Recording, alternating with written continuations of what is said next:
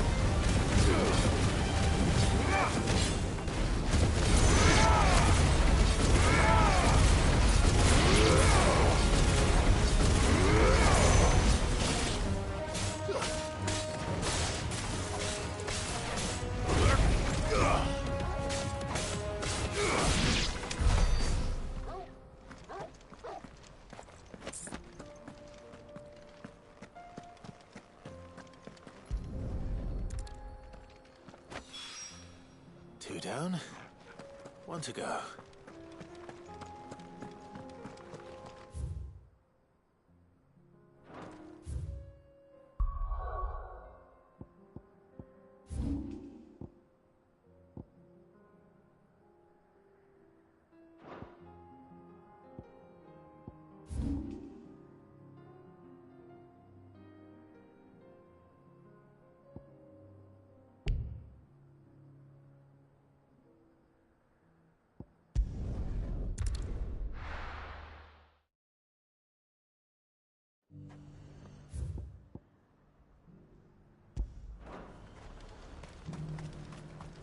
Why? Your story.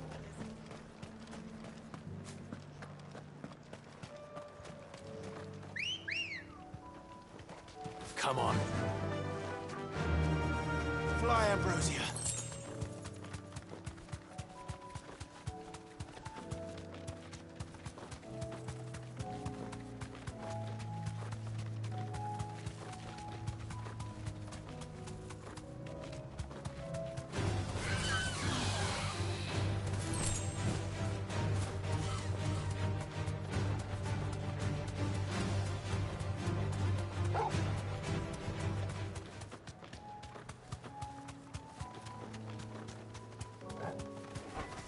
Straight home now.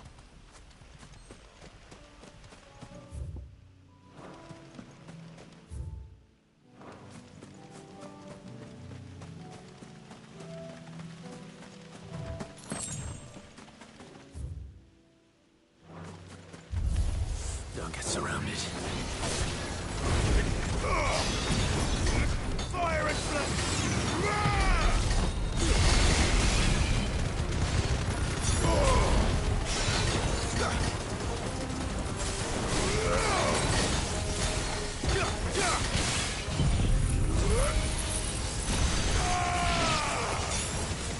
It's over.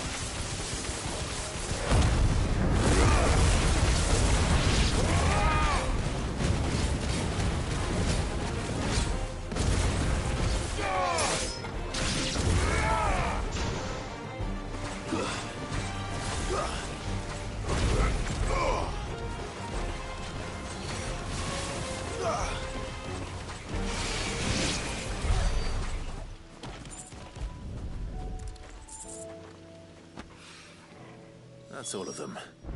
Owen can uncross his toes now.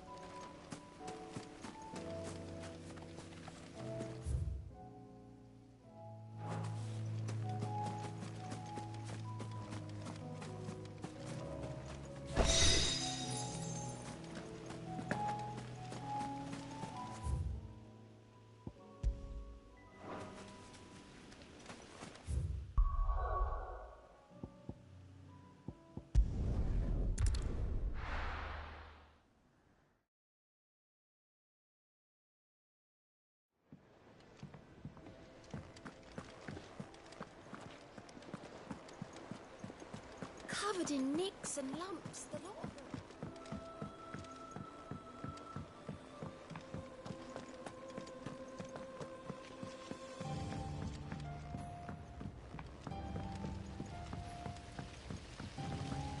Then again, why settle?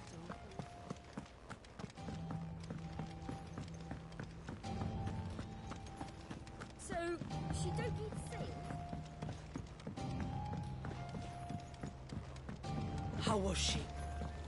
The Enterprise, I mean. Ah, Sid. Wasn't expecting you back so soon. So, is it good news or bad?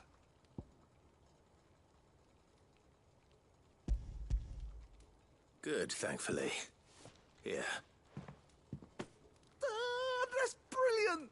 Thanks a blimmin' million! I'll fit 'em to the smelter right away!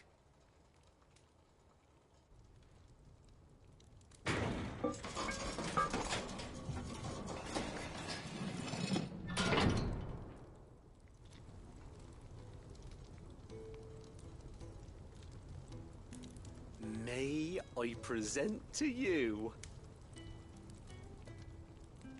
the Telemon Furnace! Ain't bad, is she? She's a beauty. You saved my bacon again, Sid, and I ain't about to let your good deed go unrewarded. It's fine, really. My bag's flexible enough already. Oh, don't say that. I'm sure I can make a few improvements to it yet. You could just buy me a bigger... How about that clasp? Looks a bit stiff. Reckon you could loosen it up and make some more room? And I reckon I know how. With a new alloy we've been working on. The Telemon Furnace was just what we needed to perfect it. It's a metal, see? So it's lovely and strong, but it's also, well, stretchy, if you can believe it. Stretchy metal. Well, if you insist. That is the spirit. You'll love it, I promise.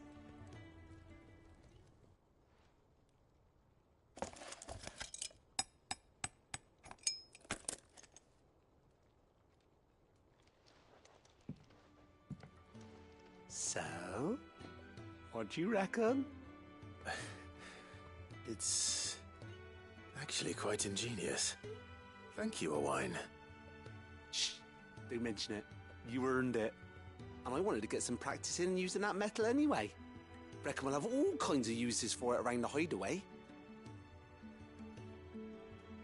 Can't think of any right now, but that's our job, innit? Dreaming up new ways to make life easier around here. Maybe even out there, too. One day, the whole world's gonna know about the inventions you've helped us put together.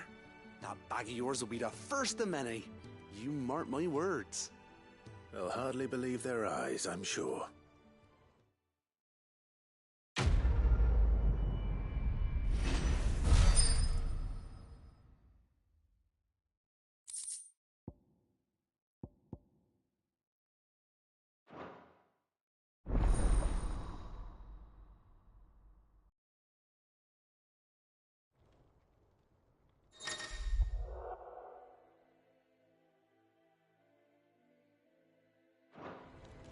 Right then.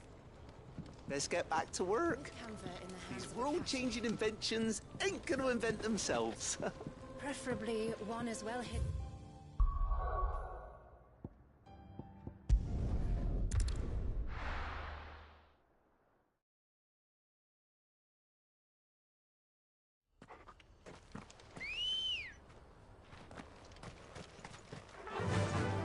Run like the wind.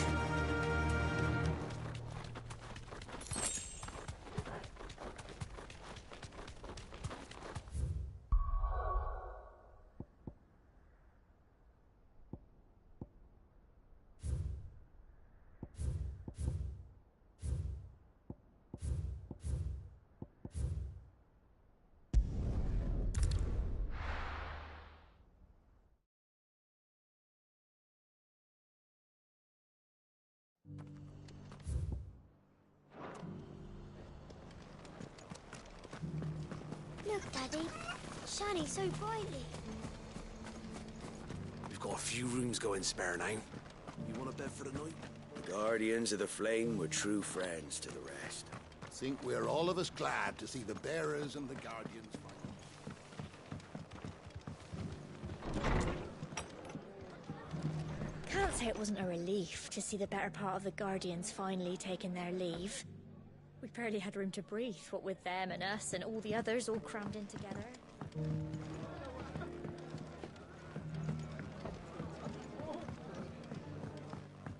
Are the bearers taking well to their new home, do you know? I sometimes worry how they'll manage without me to cook and clean for them. Ah, Clive, I was just about to send for you. I'd like you to take something to Sir Wade up in Eastpool. Seeds for planting. Thought it was about time they started growing their own food. I'll keep providing them with whatever they need in the meantime, of course. But if Eastpool's going to survive, it's got to be able to fend for itself. As of those poor bearers. They've lived their whole lives in servitude, but now they're their own masters. Small wonder they ain't got the foggiest how to provide for themselves. So it's up to us to teach them. And if you're wondering why you, well, the Wagoneers taking supplies up that way have been coming back with more and more reports of Akashic around the village of late. Sir Wade's putting a brave face on it, but I think even he's starting to worry. And if he's likely to share those concerns with anyone, it's you. All right. Thanks. Wouldn't ask if I didn't have to. There. That should be enough to keep him in Gazal Greens for a few years at least. Gazal Greens. Not the most mouth-watering crop, I'll admit. But they're hardy, they grow fast, and they fill a hole. Better that than something that'll wither away at first frost. And chocobos love 'em too, which is no small thing. When I say all of us need to pull together to get Eastpool back on its feet, I mean all of us. They ain't exactly succulent, but cook 'em right and they're just about bearable. I'll take your word for it. Anyway, Sir Wade'll know what to do with them. And if he don't, well, I'll go up there and show him myself. I'm sure you will.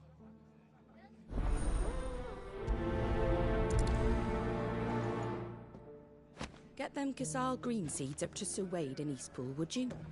And while you're there, ask him what the situation is with the Akashic over that way. He might actually tell you the truth. Can't say it wasn't a relief to see the better part of the Guardians finally taking their leave.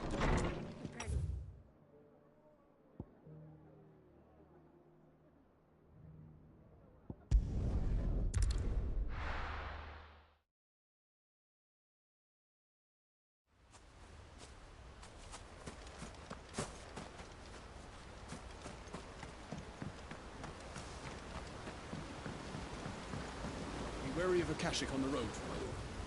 Their numbers have been increasing.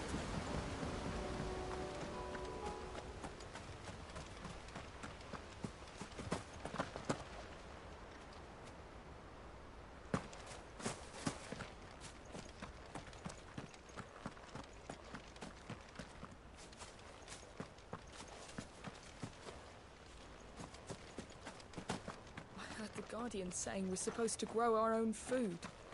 The victuals Martha sends us are more than enough for me.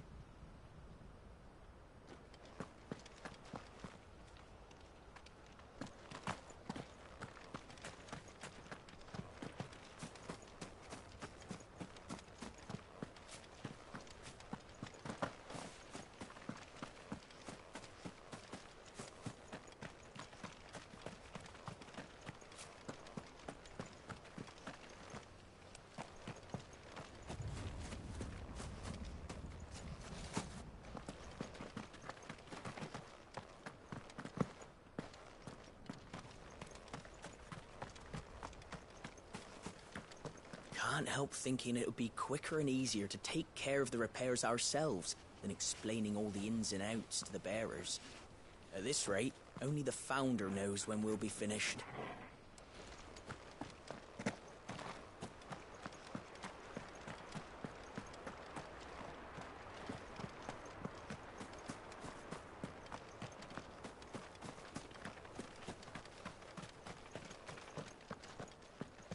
These bearers listen to instructions well enough, but leave them to their own devices and they hardly lift a finger. So long as Martha keeps sending us supplies, it doesn't matter too much. But we can't live off her charity.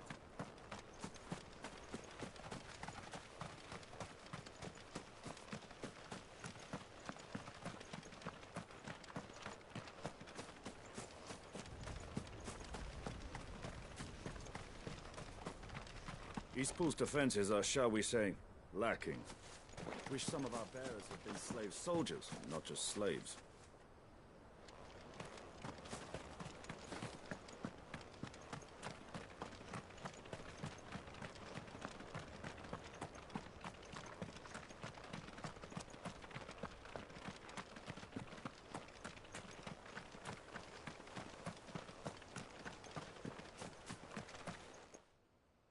Ah, Lord Rossfield. What brings you to Eastpool? A delivery from Martha.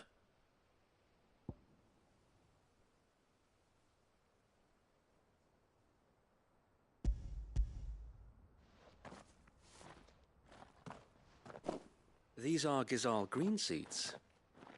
Martha's keen to cut the apron strings, then, is she? I jest, of course. You see, I had thought we might be able to revive the old wheat fields, but they'd long since gone to seed, only without the seeds. Martha was hoping he might be able to show the bearers how to plant and tend these, so that they'll be able to fend for themselves. That's not a bad idea. These bearers had only recently escaped their bonds before we brought them here. They know little of freedom, of providing for themselves and their loved ones. Unless we teach them how to live like free men, I fear that all we have achieved in bringing them here is to exchange one master for another. Not that myself and the Guardians have been the best example to them so far, subsisting almost entirely on Martha's charity as we do. It's about time we all started to provide for ourselves, bearers and Guardians alike. Unfortunately, we've been a little too busy of late to focus on much besides bolstering our defenses. There have been alarming reports of... The Horde is closing in. They're coming, so wait, all of them. Damn it all, I thought we'd have more time. Gather the men in the square. Send to the rest for reinforcements. Yes, Sir Wade. The Horde.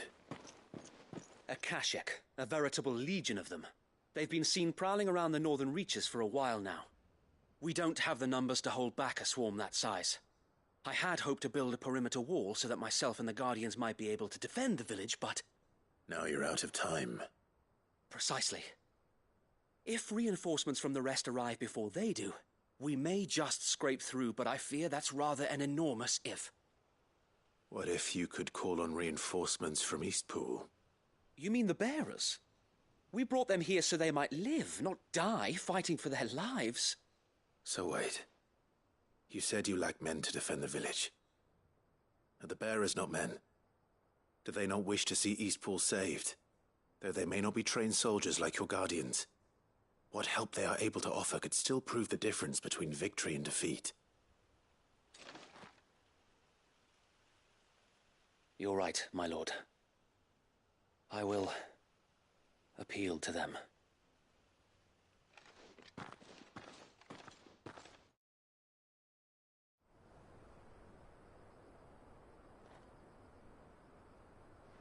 My friends, I humbly beg your aid.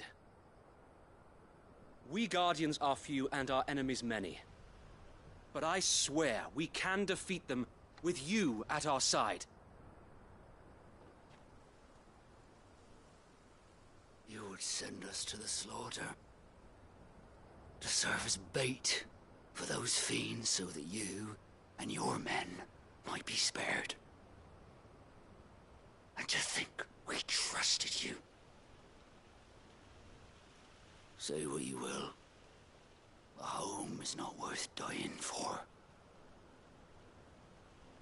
But it is worth fighting for.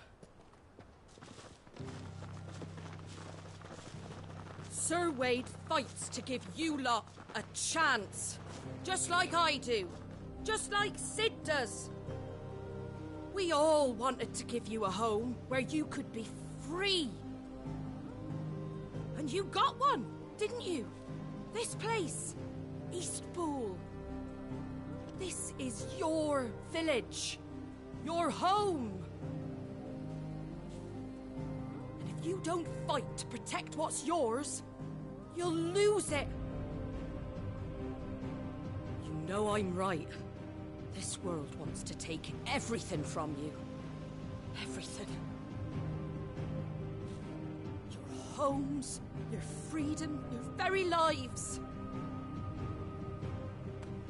So then, are you going to stand by and let that happen to you? Are you going to accept fate like good little Bran did and die, having never stood up for yourselves? Or will you fight like free men and women?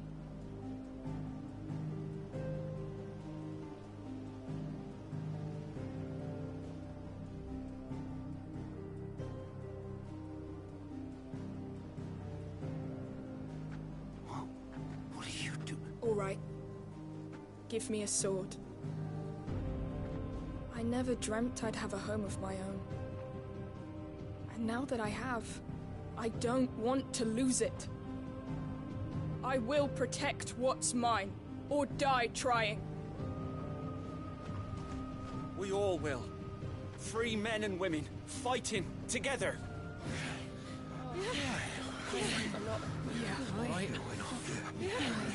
For Eastpool! For Eastpool!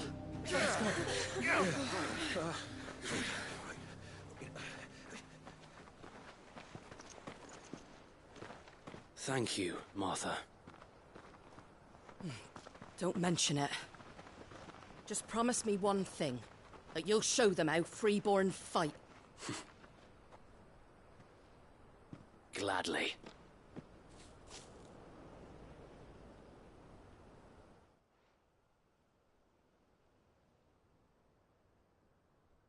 Well, if it was numbers you were lacking, you certainly won't be now. Thanks to you. Me? Oh, I just love the sound of my own voice. Lord Rossfield, my lady, we're ready. So what's the plan of action? We'll divide our forces into several small detachments, each made up of guardians, bearers, and guards from the rest. These will position themselves at strategic points around the village. Upon engaging with the Akashic, each detachment will keep the creatures occupied as best they can, steadily retreating all the while. You're going to lure them into the village? I am. We will have neither the time nor the resources to treat the wounded, so injuries must be avoided at all costs. Instead, we will focus purely on defense at first. By coordinating our withdrawal through the use of messengers drawn from among the bearers, we will aim to have the swarm converge at a point of our choosing. With luck, that point will be the village square, the perfect place for our most able warriors to surround them and fall upon them, and for you and I to finish them off. A sound plan, but one that'll require a leader with a cool head and strong nerves to coordinate the retreat. I'd say you have both in abundance, Await, but you'll be needed. Please, leave the last of the fighting to me. Ha! And let you have all the glory. Sir Wade! They're here! Then you know what you must do. We work together, everyone playing their part, each shielding the other that no man might fall, that Eastpool might live on. For Rosaria! For Rosaria! We've no time to argue, my lord. I'll do as you ask. And I will do as you ask. Suppose we'd better do our bit too then, eh? Right you are, Martha.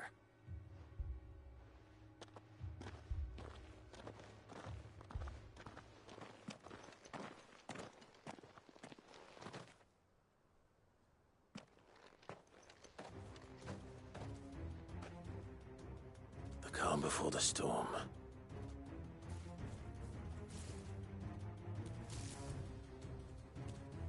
And here it comes.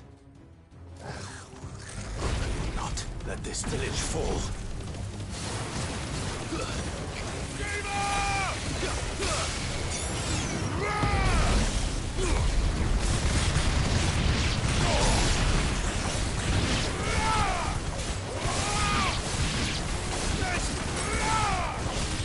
Waken winds!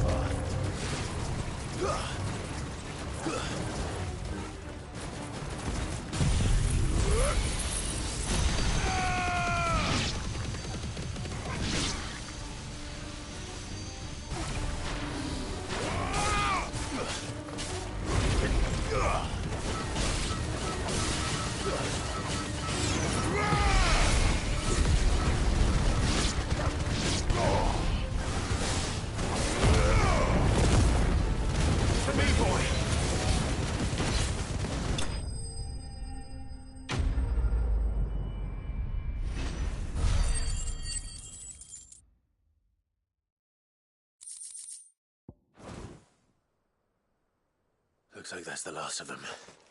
Lord Rushfield! Change of plan! What is it? Owl from the rest. An Akashic curl's been sighted on Rhiannon's ride and is headed in their direction. Well, the better half of her guard is here. So wait, how many Akashic remain in East Pool? Hard to say. My men are still facing some resistance, but I think the worst is behind us. I could order a detachment or two to fall back and... No. Let them finish the job. You stay here too, Sir Wade. Your men need you. I'll go after the Curl. Join me only when East Pool is won. If you're sure, my lord. May the Founder protect you.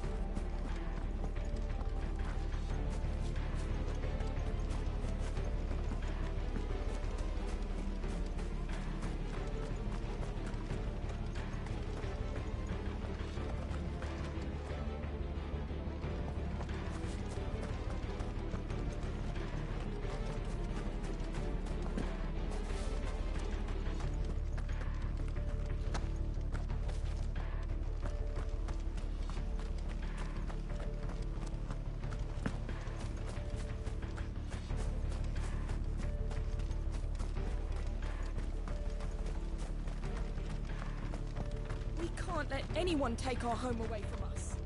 And we won't. We can handle things here, my lord. You go. Save the rest.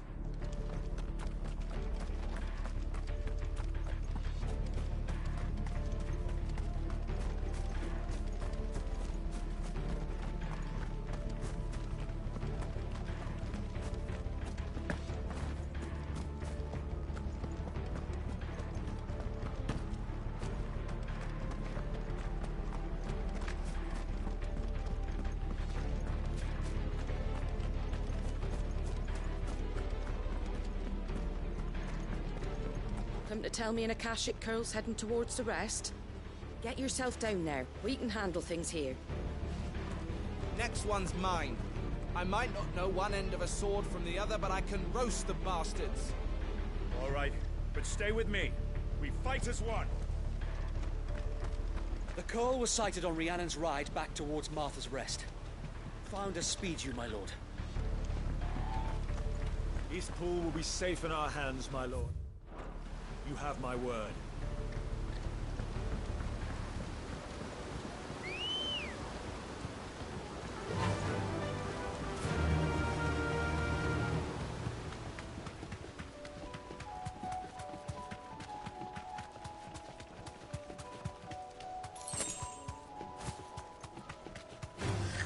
All right.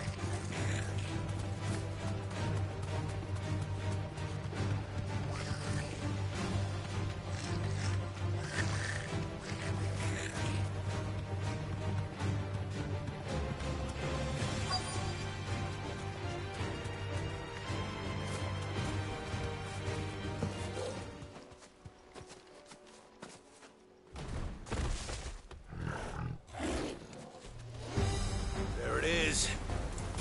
With me, Tobo.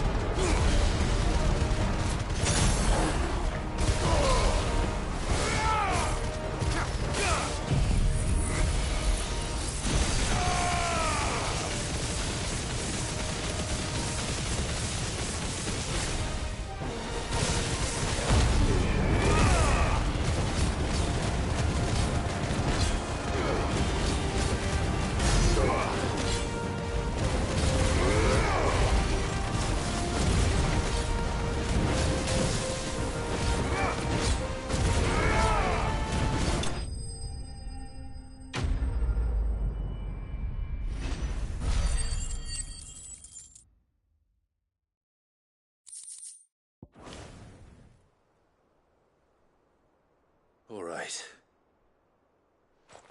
Back to East Pool.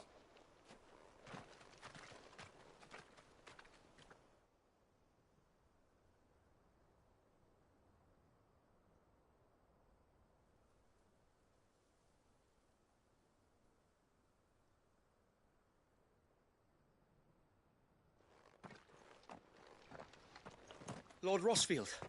The Curl, is it? It's dead. Thank the Founder for that. And for you, my lord. We were able to eradicate the rest of the Horde. I have guardians posted around the village to keep watch for further attacks, but all seems quiet for now. I hesitate to say it, but I think it might be over. I think it might.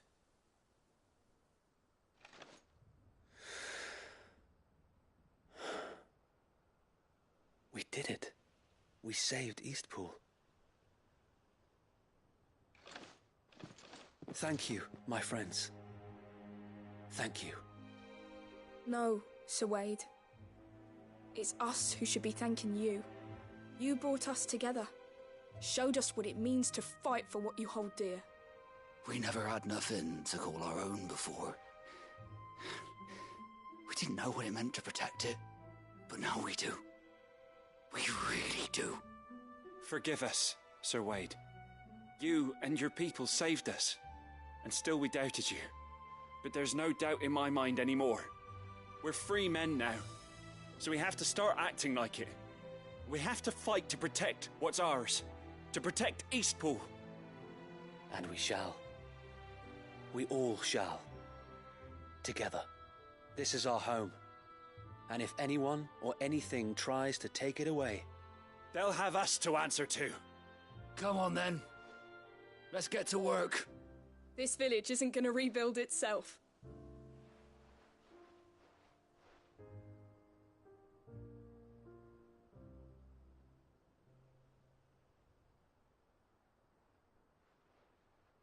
They're not slaves anymore. No. They're Rosarians. Your father took pity on the bearer's plight, and I believe if he were still with us today, this is what he would have wanted. I believe you might be right. I shall remain here, my lord, and do what I can to help rebuild the village. After all, this is my home now too, and I could hardly call myself an Eastpoolian if I didn't pull my weight. I think you'll find it's Eastpudlian, Sir Wade. But you should be proud all the same. I'll have to pull my weight too. Can't have the rest getting outclassed. Speaking of which, I ought to be getting back. Can we continue to count on your support, Martha? Of course, and I'll be counting on yours too. Us Rosarians have got to stick together, haven't we? Indeed we have. And Clive, come by the Golden Stables when you get the chance. I ain't paid you for delivering them seeds yet. All right. I will.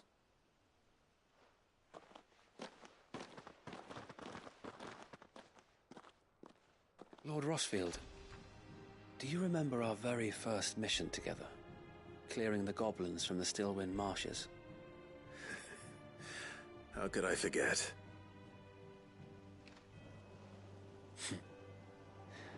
There's one sight that I shall never forget. You, facing off against that giant Morble. Not a trace of fear on your face. Since that day, there have been more than a few times when I felt like giving up. When the odds seemed so stacked in the enemy's favor, I thought I may as well just lay down my sword and surrender. But every time I would think back to the look in your eyes that day and remember what it means to be a shield. Know that whatever trials Eastpool may face, I shall never lose courage. Thanks to you. So Wade, you have always been a true shield. I know that Eastpool, and indeed all of Rosaria, will be safe in your hands. Thank you, my lord. I know the rest of the world will be safe in yours. I'll do my best. Thank you again for all you have done for me and mine, my lord. You may rest assured that Eastpool will be safe in my hands. Thanks to you.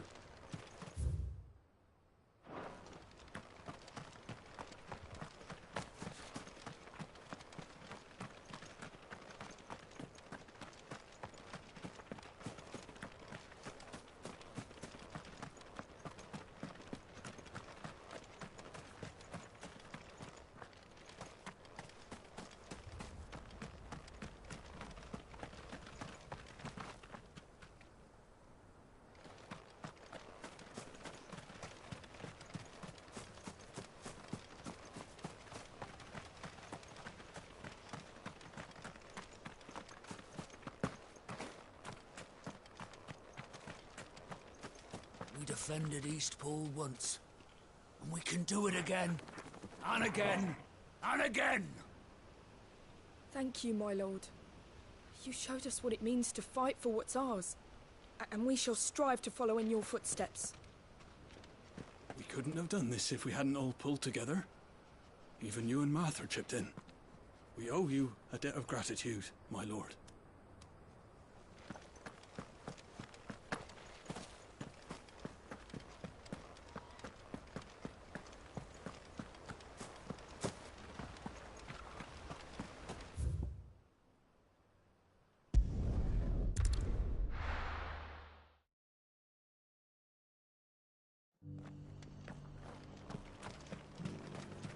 Guardians of the Flame were true friends to the rest.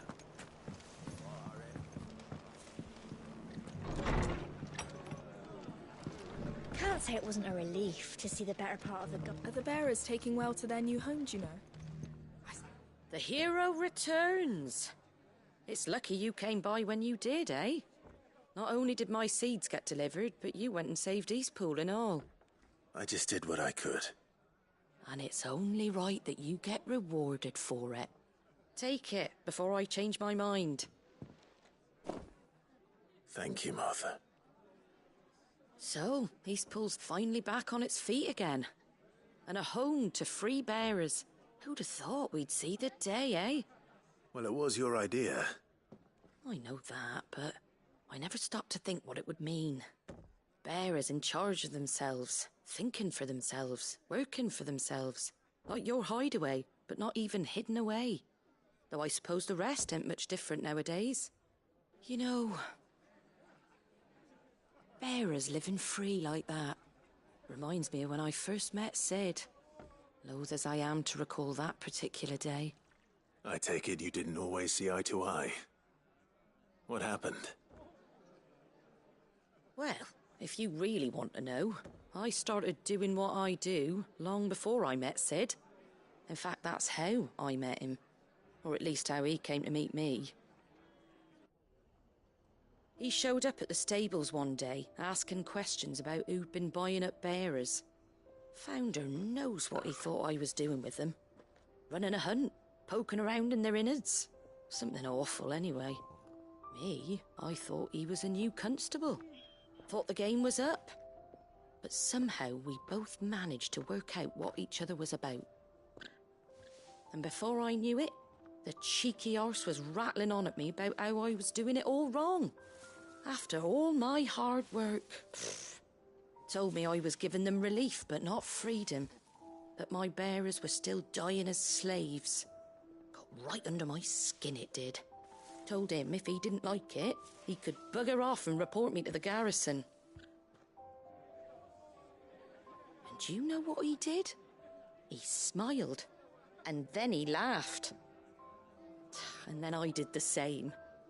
We made a pact that day, that whenever one of us was in need, the other would always be there for him.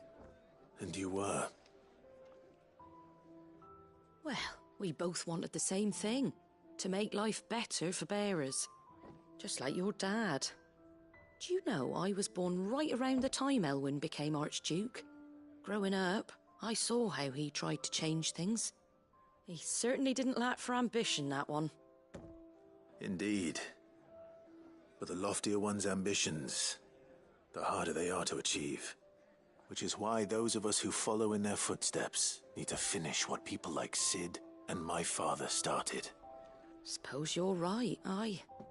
And if we don't manage it, there's always them who come after us. Good thing we've got a few half-decent sorts waiting in the wings, eh? It's almost enough to give you a little bit of hope. Just a little. Anyway, enough nattering. Better get back to work. Let's see about making everyone some dinner, shall we? The least the folks who saved Eastpool deserve is a hot meal. And you and me ain't gonna save the world on an empty stomach neither. That sounds like a wonderful idea.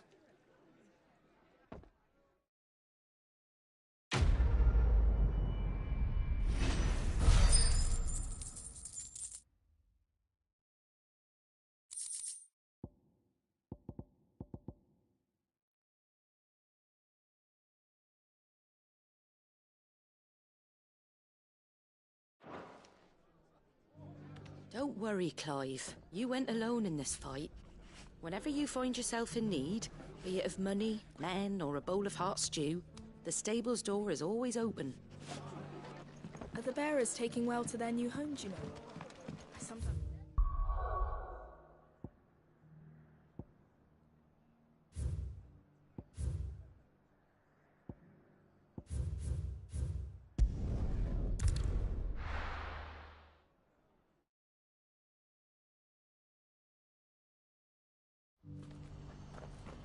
What's happened?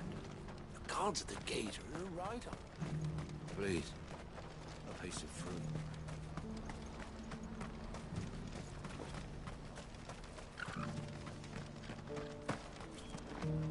If you're thinking about leaving for the Crystalline Dominion, you're out of luck. It's only a matter of time before the army agree to our terms. You'll see. I think something might be wrong with Dio. He never plays with us anymore.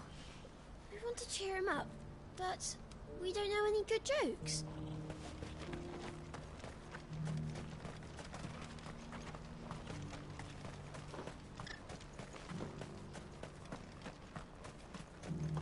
Do you have any fresh water? The well's been all but dry since this... Tell me, traveller, do the other villagers of the realms suffer as ours does? Or is it black? Did you see the fallen ruin on your way into town, traveller? The scholars say that wreck once soared through the skies like sun.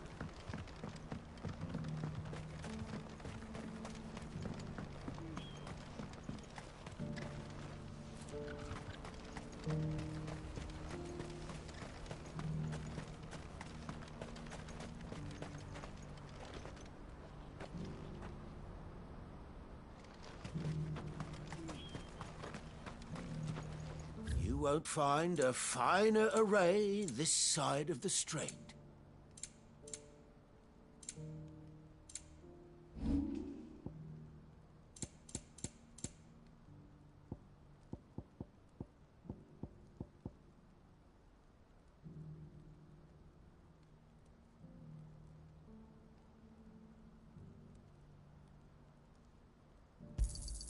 Just what I was looking for.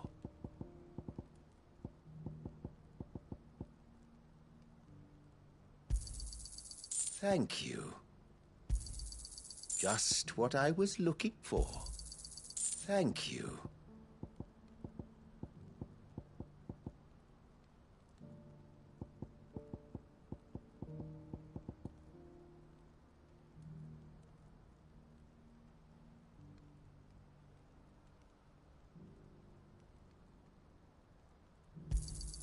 Just what I was looking for.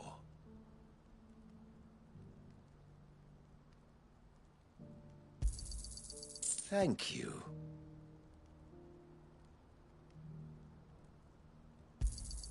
You're sure you don't need it?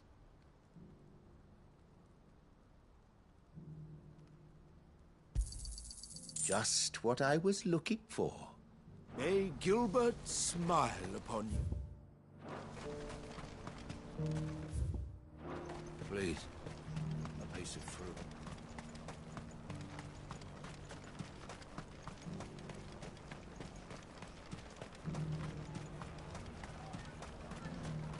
Oh, it's you. Hey, next time you see Goots, tell him we won't go back to stealing.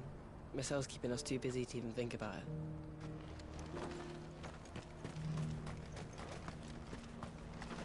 I see you've met with Master Cyril. I too serve the Phoenix, my lord, though in an altogether more lowly capacity than the bearer of the Burning Quill. I came here to conduct inquiries into the true history of the sins of Zemeckis. That a great tragedy occurred is evidenced clearly enough by the scars left on the land. But who is truly to blame, man or God? His Grace suspected the latter, and so I was sent here to investigate. I haven't sold anything in days. Me neither.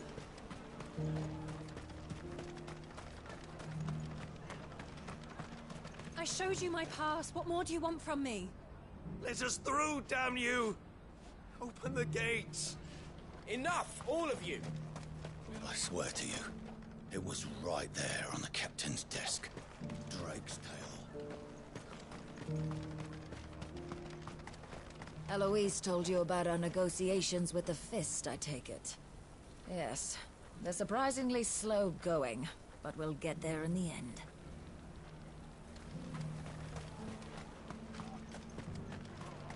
You'll buy something, won't you?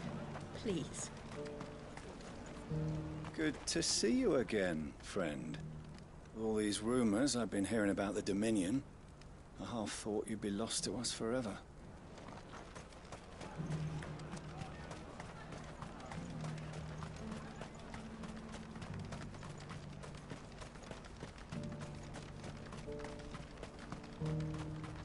Please. A piece of fruit. What's happened? Guards at the gate. Ah, Clive. You'll be pleased to know that the negotiations are progressing well. That is good news. Yes. Our comrade in Randala has just sent word that the contract should be signed very soon. But I still have much and more to prepare. It's a huge undertaking moving this many bearers at once. You couldn't do me a quick favor, could you? What is it this time? More wild beasts? Nothing like that. I just need you to go over to the caravans and ask El how long we have until the bearers arrive. Find out exactly how much faster I need to get all these supplies moved. All right. I'll go and ask. Thanks, Clive. I owe you one.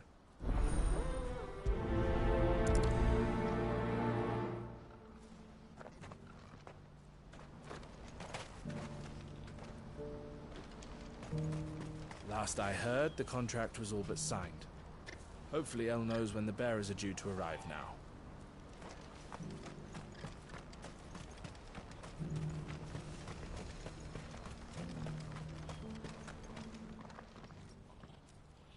Don't blame yourself, El.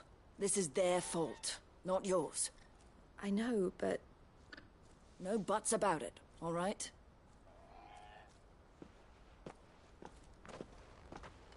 Is something wrong? Vonnie came to give me a message from our intermediary.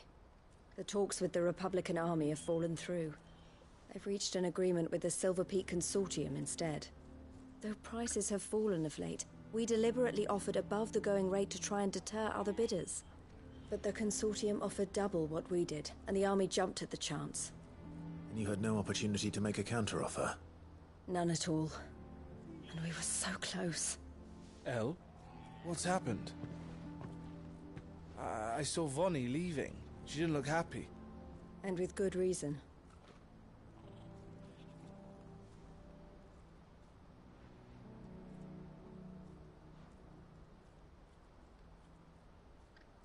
But I thought we were the only ones the Fist were speaking to about the bearers.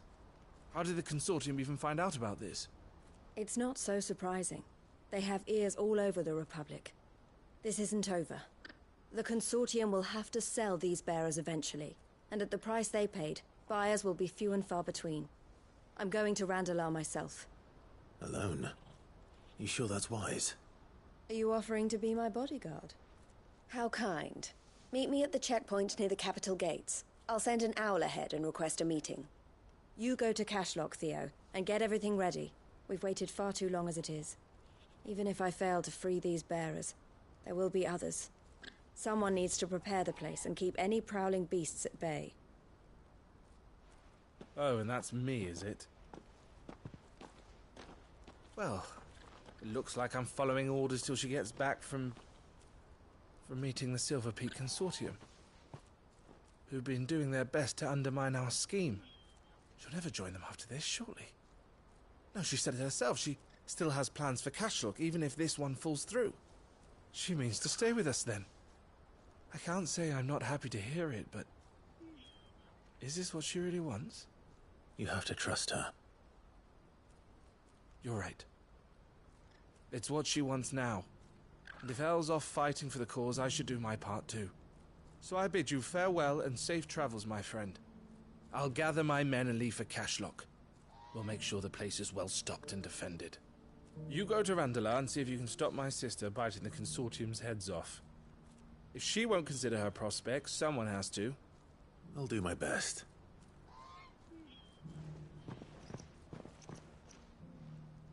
All right. To Randalar, then.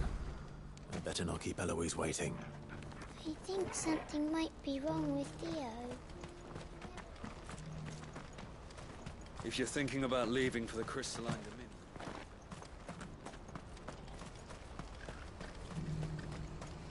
What's happened?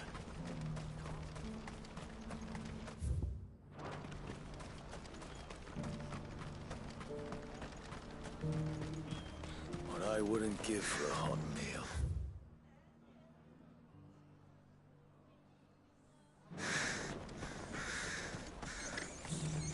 When are they gonna let us through?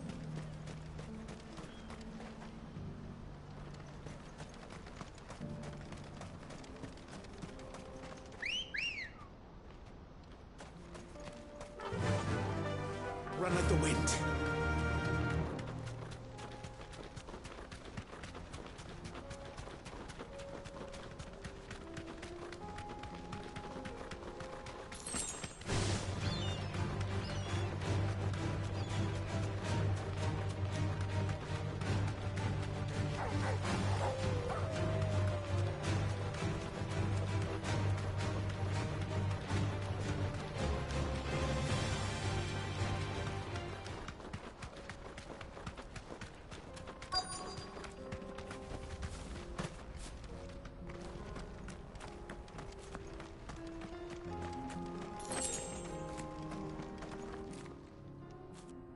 I hope I didn't keep you waiting. Did you arrange to speak with the consortium? Here they are now. You wish to consult with me? I did. It's about the bearers you recently purchased from the Fist. We had all but finished making arrangements to buy them ourselves, and then you stepped into the fray. You misunderstand. The consortium had an interest in purchasing them from the very first. It was only our regard for you that kept us from bidding. But your hesitancy in accepting our offer to you suggested that the regard was not mutual. And so we resumed our business. I did not hesitate. I am simply not inclined to make such decisions without first giving them due consideration. But what is done is done. Come then. How much do you want for them? Alas, you are too late yet again. We rarely take on such unconventional merchandise without a purchaser in mind. The bearers belong to him now. Who is your buyer?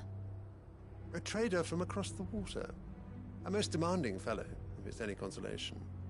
He insisted the bearers be fed, dressed, even given their own bunks for the voyage over. That's what you get when you deal with continental types. I wouldn't know. Oh yes, the culture on the continent is quite different to ours. They pay good money for bearers not fit for the knacker's yard, and treat them like kings. But as long as they pay... That does sound unusual. No matter then. If they've already left our shores, there's little that can be done. Allow me to withdraw my interest. And with it, my interest in joining your organization. My associates will be sorry to hear that.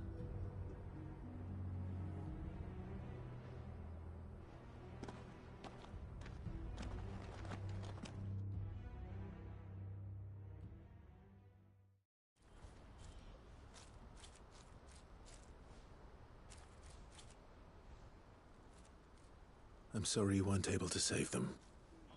As am I. But I only have myself to blame. He was right, you see. The Silver Peak Consortium did intend to buy those bearers before I did.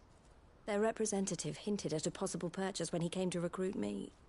I feigned interest in joining them in the hope he might be encouraged to tell me more, and he did just that. As soon as he left, I sent my own offer to Randalar. So you never... No. I entertained the Consortium's proposal solely so I could learn more about those bearers. But I was a fool to think they wouldn't find out. I knew exactly who I was dealing with. You tried. I did. And if what he said was true, the bearers are to be well treated. Which is something, at least. But they deserved more. I wanted so badly to see them freed. Eloise! Eloise! Word from Cashlock. The village is under attack. A pack of beasts have come down from the mountains, and there's a dragon at its head. Theo and the others are trying to hold them off as best they can, but the odds are against them. They need help, and fast. Theo. I'll go on ahead. Thank you, Clive. I'll gather some men and join you there. Just make sure he's safe.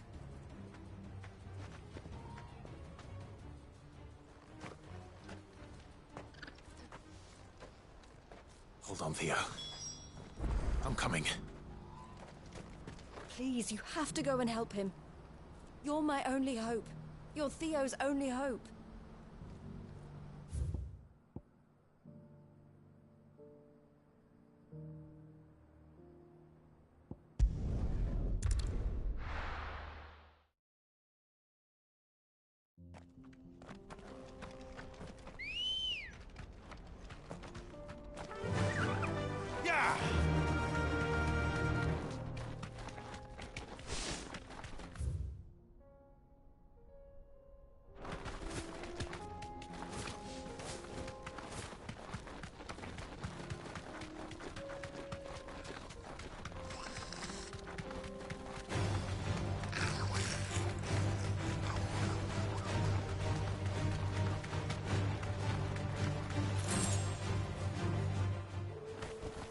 No need to ride from here.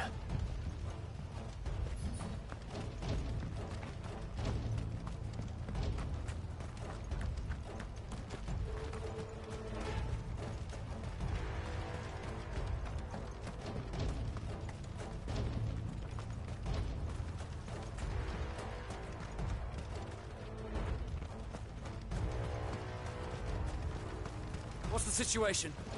All clear this end.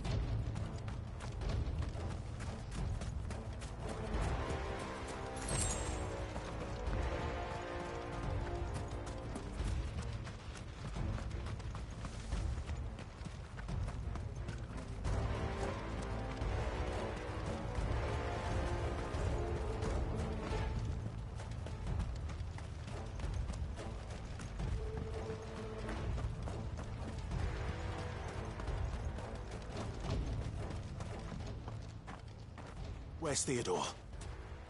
Upriver!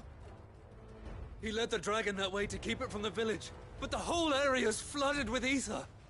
We just have to pray he makes it out in one piece. I can do better than that.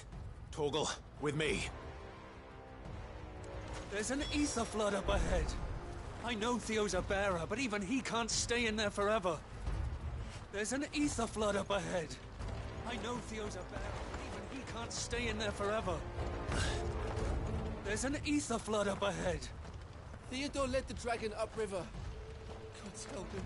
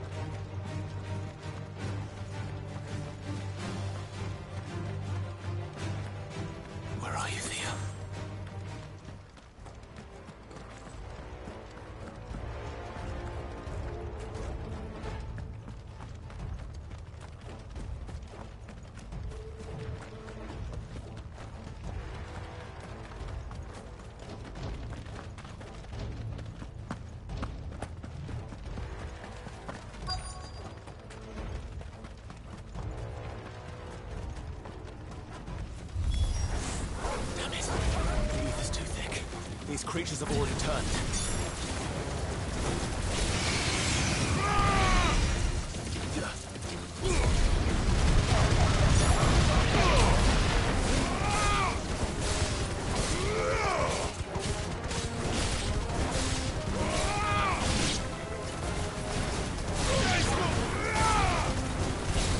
This one.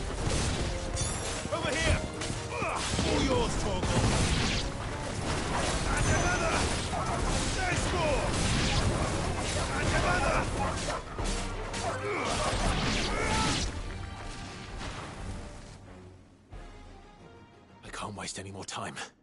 I need to find Theodore before that dragon does.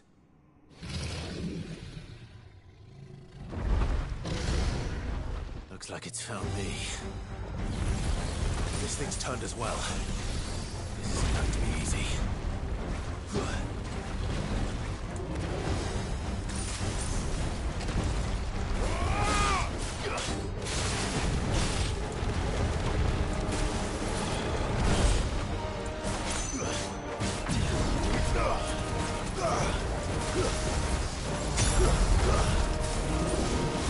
Too slow.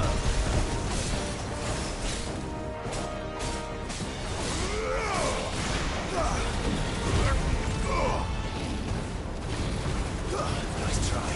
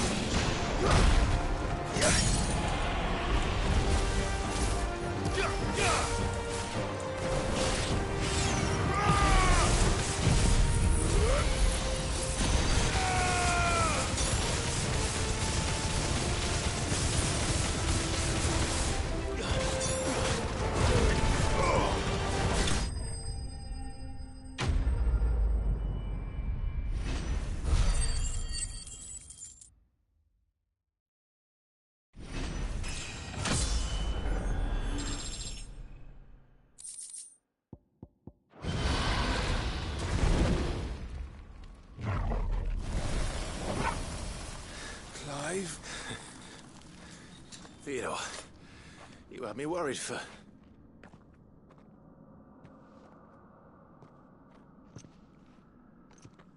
We have to get you out of here.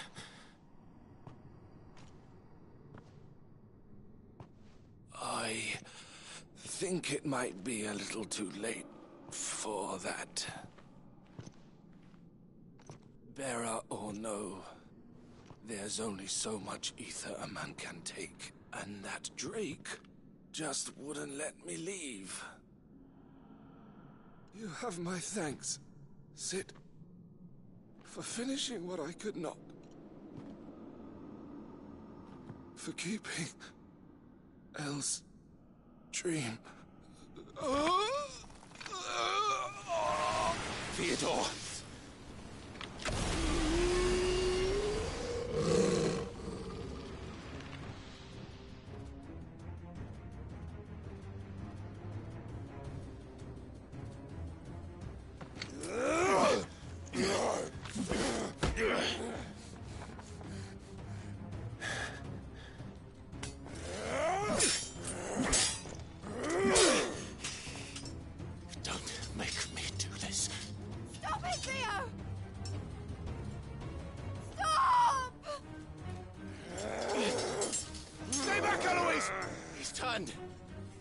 so will you!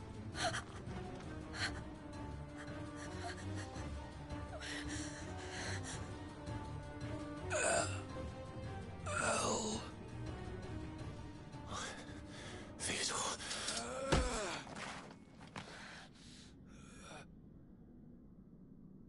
Take care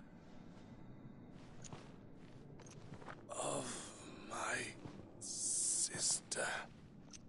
Theodore, wait. Goodbye, El.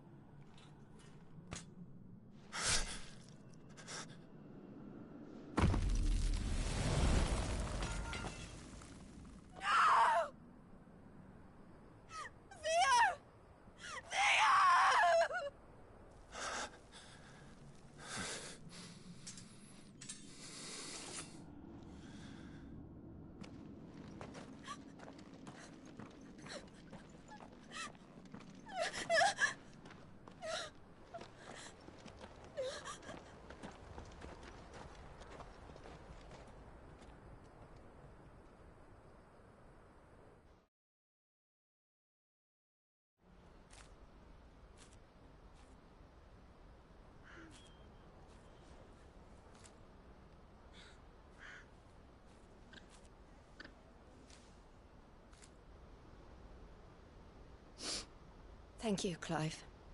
I think I'll be all right now. That was true bravery he showed. Leading the dragon away from the village like that. His first instinct was always to protect people. To put others' well-being before his own. And now he's gone. Because I sent him to that place, against his will. It wasn't against his will. He was ready to do whatever it took to show you he could stand on his own. So that you would finally be free to live your own life. To live my own life? He never could come to terms with the choice I made. What exactly happened? You once told me Theo was the first bearer you ever helped.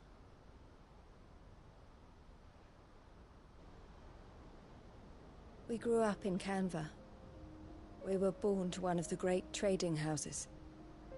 And I was chosen to inherit the family business. I had my father's head for figures, you see. Theo did not. While I studied the art of commerce, he played at soldiers instead. A late bloomer. In more ways than one. For unlike most bearers, it wasn't until his 15th summer that his powers awakened. My parents tried to drive him out of the house and into the care of the constables. But before they could, I took him into mine. Theo told me something else. He clearly admired your devotion to the cause of freeing others like him from slavery. But he said you deserved a better life than this. He wanted to free you from what he called your bonds, just as you freed him from his. I would be lying if I said I had not wondered from time to time how much easier my life might have been if I had allowed Theo to be taken and devoted myself to the family business instead.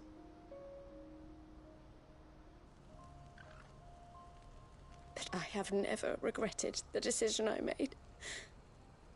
Being with my brother meant more to me than tradition or reputation. I only had to look at him to remind myself of that night and the choice I made and the fact that I would make the same choice again in a heartbeat.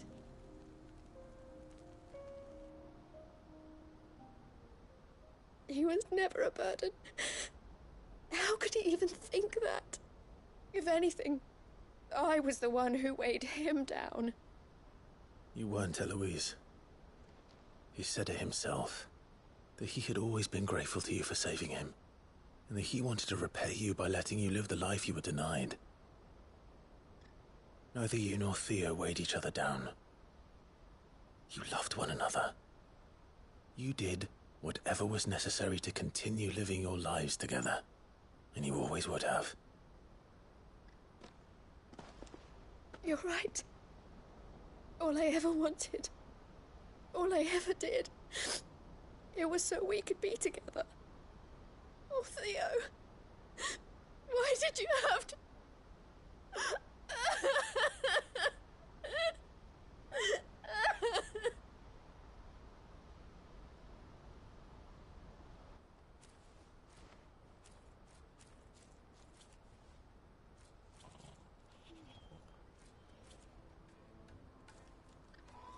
I know Theo wanted me to move on, but I'm staying here at the Crimson Caravans to continue our work.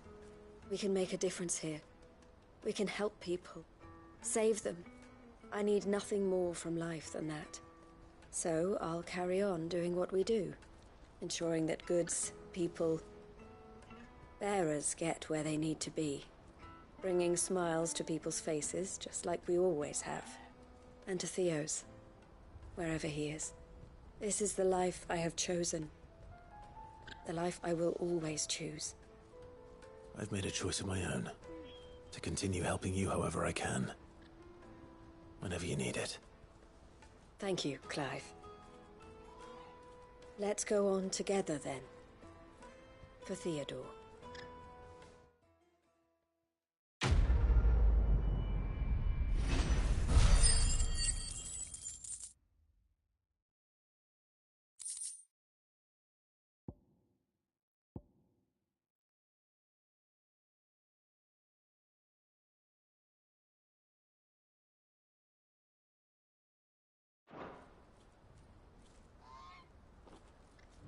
The Crimson Caravans is my family business now, and I would not exchange it for the world. I brought Theo here to be safe, and I have never looked back since. I've never seen Miss Elle cry before. Is Theo really gone then? He's never coming back? If that's true, then we have to look after Miss Elle, just like Theo looked after us.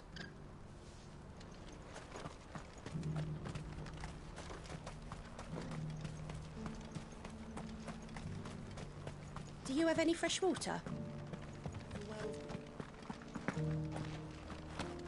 Tell me, traveler, do the other villages of the realm suffer as ours does? Did you see the fallen ruin on your way into town, traveler?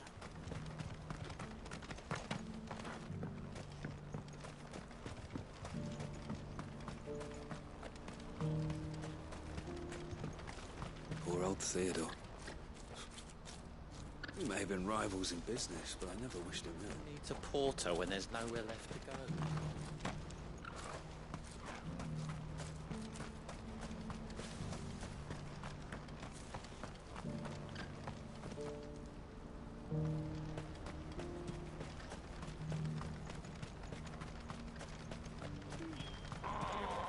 This guy's getting you down, girl. It's all right. You've survived this long, haven't we?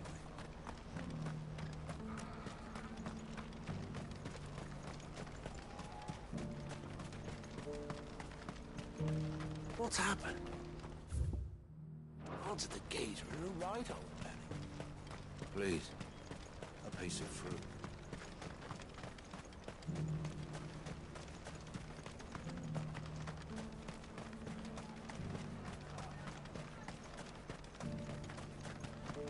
It hardly seems real. I keep expecting to see Theodore, waiting for me at the caravans. You'll buy something, won't you? Please. Eloise is a strong woman. She'll get through this, with some help from her friends.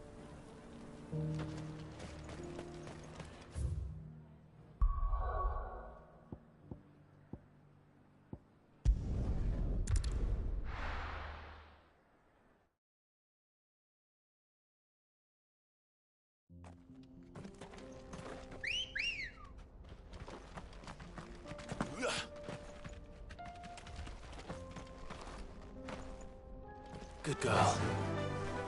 Fly, Ambrosia.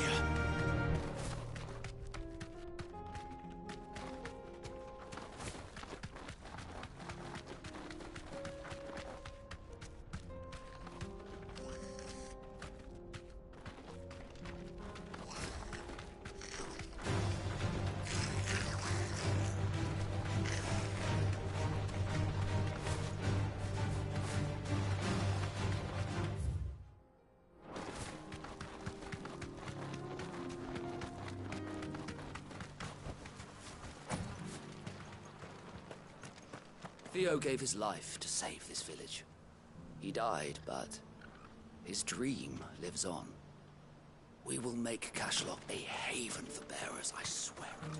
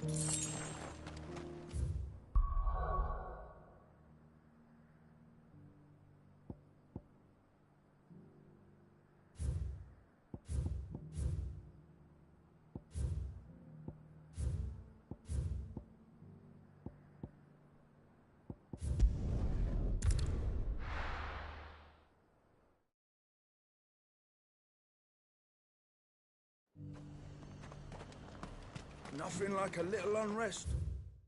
Filled a...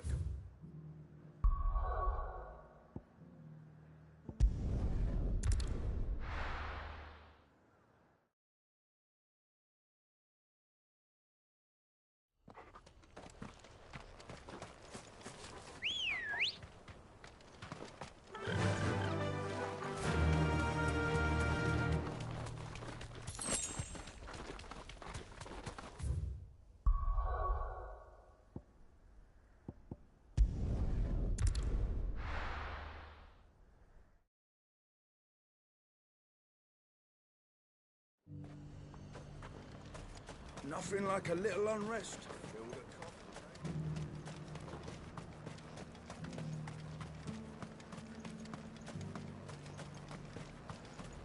My apologies for the lack of stock. The Vale purchased most of it earlier to boot on. Why, your stall is as ripe as a midden heap. And what can I do for you? Come back again.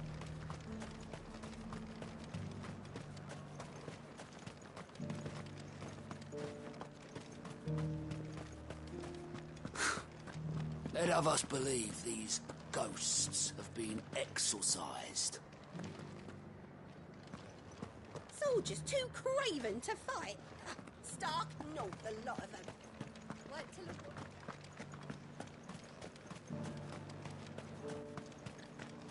I heard it was the Dreadworm himself that brought the fire down on the Dominion. I heard the dame got an icon to rid the meadows of those ghosts.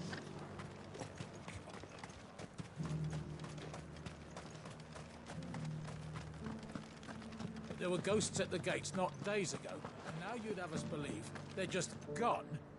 I would. And I'd thank you to trust us. Unless you fancy picking up a sword yourself. You needn't fret. The creatures have been dealt with. Yeah, but what if they come back? Is there anything we can do to help?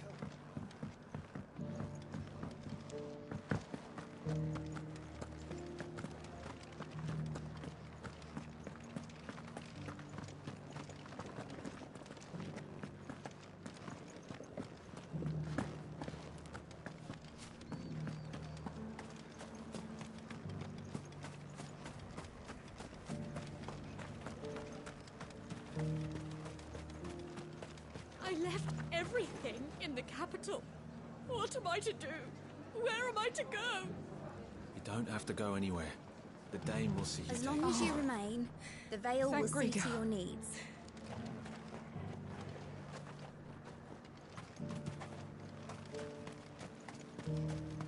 You heard the Herald. The Emperor's dead and the Empire along with him. If we're going to survive...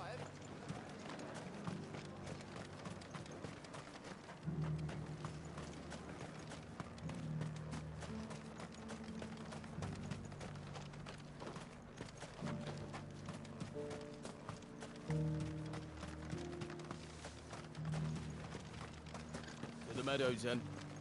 If it's the captain you're after, he's on patrol. There's not been much to see out there since you took care of those devils up in Moor.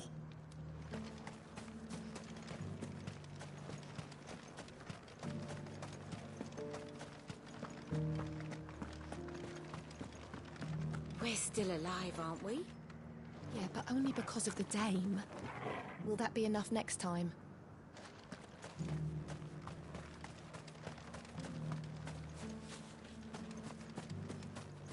Once upon a time, there was a man who went to market to buy a bushelful of Gizal greens.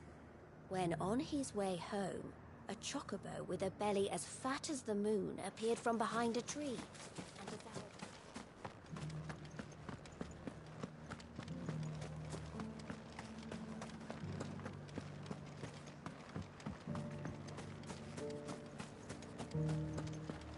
So many were injured. Only by the grace of the goddess did so few succumb to their wounds. I'd say it was more the grace of the Dame.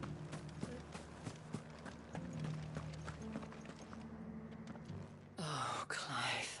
What am I to do? My wards and I may soon be without a home. What's happened? The High Cardinal has descended from his lofty throne and taken up residence here in Northreach. The High Cardinal? Leader of the Council of Elders, second only to his Radiance at the head of the Imperial government. Not that any of those things still exist. Now he goes by his noble title, the Duke of Oriflamme. And what does he want with Northreach? He wants to transform it into a military stronghold, a foundation upon which to build a new Sambrec. He's already secured the support of the various army remnants, with promises that they shall be afforded the respect they deserve in his empire. One built on the confiscated property of the people. He would rob the populace to pay for it. Believe me, I have used every means of persuasion to discourage him from this folly. But for whatever reason, he will not listen to me. What does Captain Philippe make of this? When the town was under attack, it was him the soldiers rallied around. Couldn't he use that influence again? How? By speaking out against one of the most powerful men in Sambrec. A man whose stated aim is to revive the empire Philippe's comrades swore to serve, and to improve the soldiers' lot within it. The captain can offer them a regular supply of gruel, and an occasional trip to the Vale to help them forget the terrors they face each day. The Duke offers them a vision of strength and safety. No. Any attempt to incite mutiny would cost Philippe the support of his men, if it did not cost him his life. But given the mood around town, mutiny may yet be unavoidable. The people have little appetite for further deprivation, least of all when it serves only to elevate others. Who could blame them? Clive, would you appeal to the Duke on my behalf? For your services to Northreach, you have the respect of the soldiers, and they will take you to His Eminence if you ask them. And unlike Philippe, no bonds of loyalty prevent you from speaking your mind to the man. Well, will you try? You could hardly fare any worse than I did. I'll see what I can do. Thank you, Clive. Tell me then, where will I find this Duke of Oriflamme? In the garrison? Overseeing the troops, yes. All right. Wish me luck.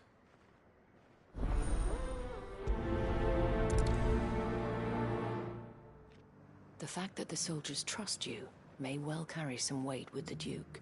He needs their support after all. I may have met this Duke before, at the Remembrance Ceremony.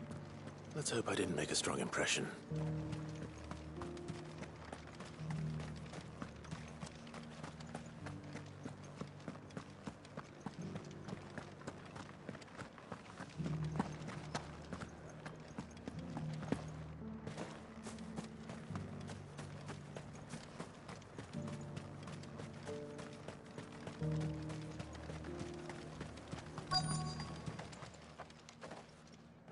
Halt! Oh, sorry about that. You're the dame's man, aren't you? You got some business with the captain? No, actually. With the Duke. I was hoping I might be able to speak with him. We're under orders not to let any civilians pass. But you should be all right. His Eminence has heard all about you and your heroics. Wait here. I'll go and ask.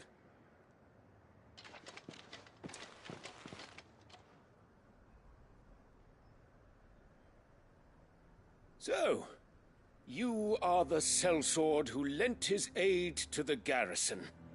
The Empire owes you a debt, and I shall see it repaid. But tell me, is it wealth that you seek, or favor? Neither, Your Eminence. I thought only to inquire about your plan to turn Northreach into a stronghold. Ah, I see. You are worried the expanded garrison will render your services redundant. Yet you needn't be.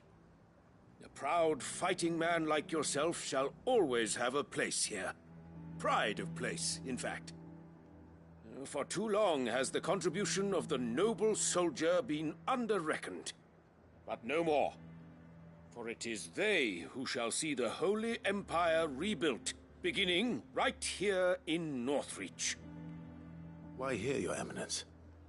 The town has been fortunate enough to escape largely unscathed from the recent troubles.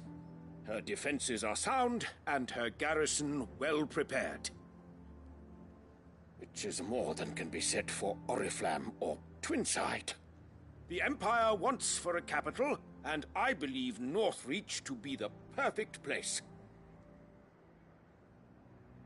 With Caer Norvent as her citadel. Once we have seen to the refortification of both the town and the castle, we need only build a wall around both to create a city that would be the envy of the twins. Plans are already underway for the construction. Soon enough, these thralls shall learn that they are no match for the might of Sanbreque. I fear you underestimate how dangerous these creatures are, Your Eminence. Should they return in force, you will need all the people of Northreach to come together in defense of the town. Something they may be loath to do if they've been deprived of their worldly goods. The people will do as their leaders command. If Sanbreque is to be rebuilt, she will require a functioning government. One whose authority is beyond question. That is why this levy is necessary.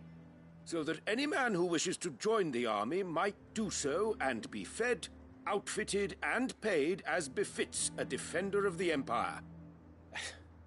And yet there are those who persist in peddling the treasonous lie that I seek to steal from the people and drive them from their homes.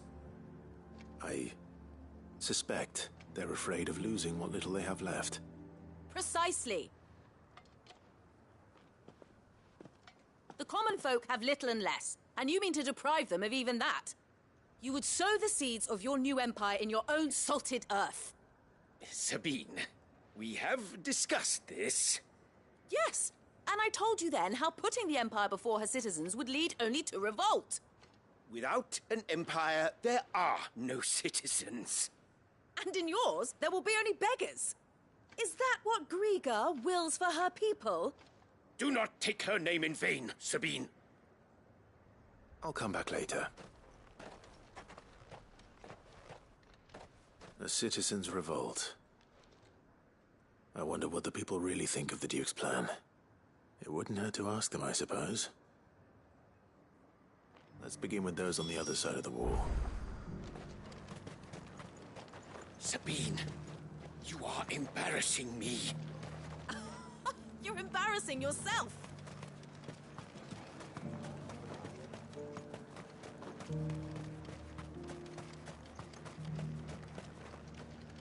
Oh, I left everything in the As long as you remain, the veil will...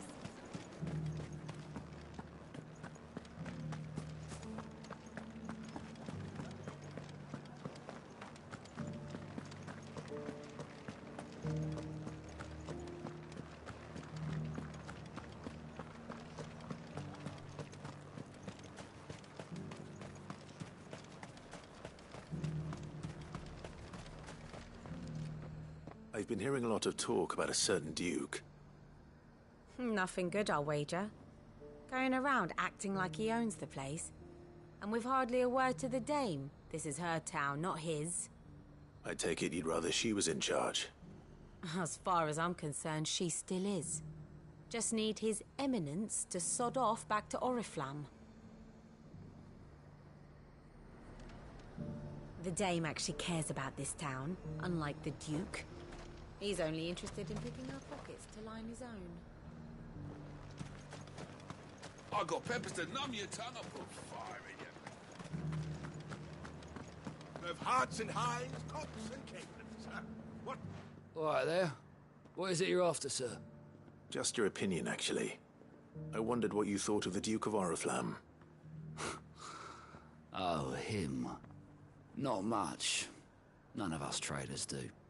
It's thanks to nobles like him that we had to set up shop this side of the wall in the first place. Couldn't have the rabble getting any closer to the holy capital, could they? And now he's trying to drive us out completely, threatening to take everything we got from us if we don't clear off. If the dame said she wanted him run out of town, I'd be straight through that checkpoint, tar bucket in hand. The Duke might have soldiers at his beck and call, but us common folk.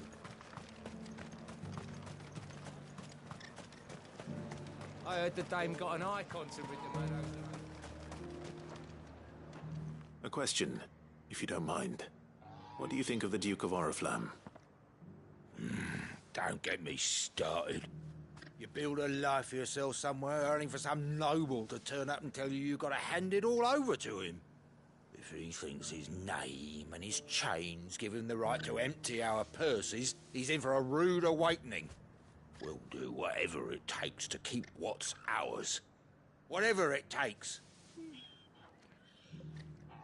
Well, the people seem united enough. What about the soldiers? If he comes calling, the only thing I'll give him the Duke.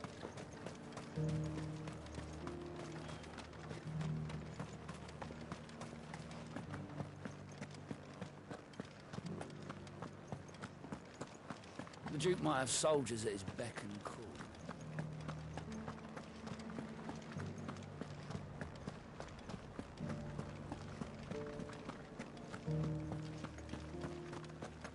Those things I said before.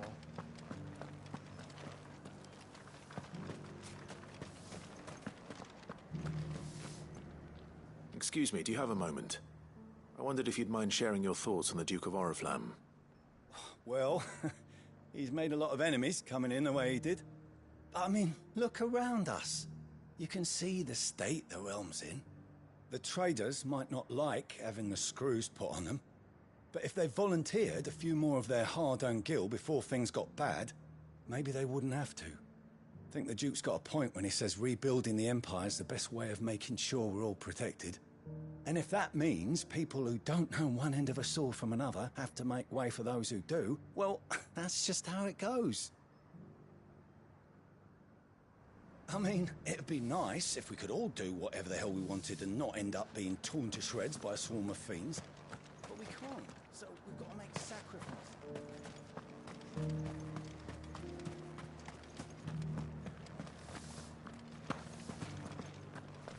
It's heartening to see that the Guard have rediscovered their purpose.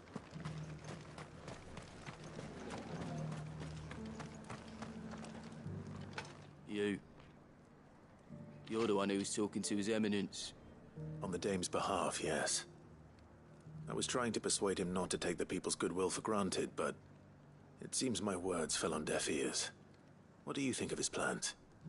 I'm a soldier, mate. He tells me what to do, not the other way round. Listen, I've got nothing but respect for the dame, but I've got a family to look after. That's where my loyalties lie, not with the town or the Empire, but with my wife and children. If the Duke can get us the men and the equipment we need to fight off those blue-skinned bastards, I don't care how he does it. I wouldn't be here today if it wasn't for the dame, but I'm with the Duke on this one. If turning this place into a fortress is what it takes to protect my family... As long as you remain, the veil will... Sabine, you are embarrassing me. I hear the Duke of Oriflamme plans to turn this town into some sort of fortress. Do you think that's a good idea? It's not for me to say. All I know is that unless the Emperor orders me otherwise, His Eminence's word is law. Look, no one likes all these taxes and tariffs, but empires don't come for free. Once Sanbreque is back on her feet, we'll all reap the benefits. Let's see what Philippe makes of all this.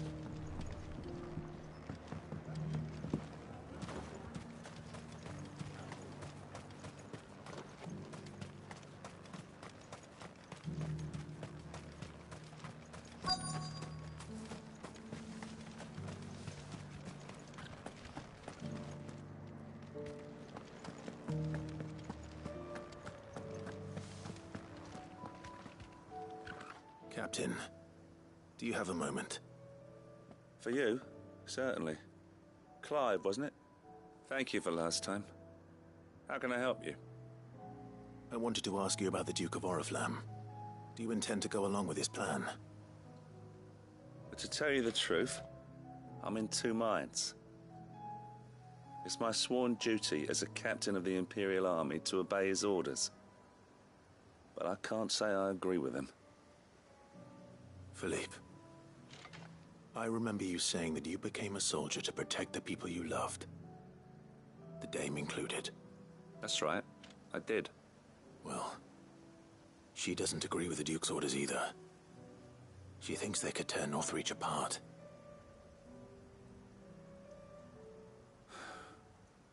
And she's probably right. Thank you, Clive. I know what I need to do now. Protecting the people I love is what matters. Doesn't matter how.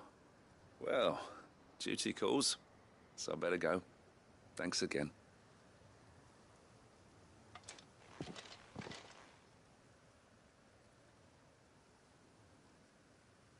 It seems Philippe wants to do the right thing at least.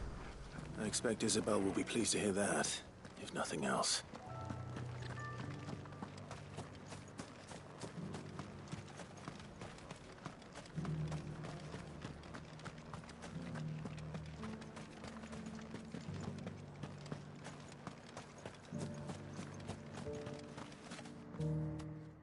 Clive, how did you fare? Were you able to speak with the Duke? I was, but...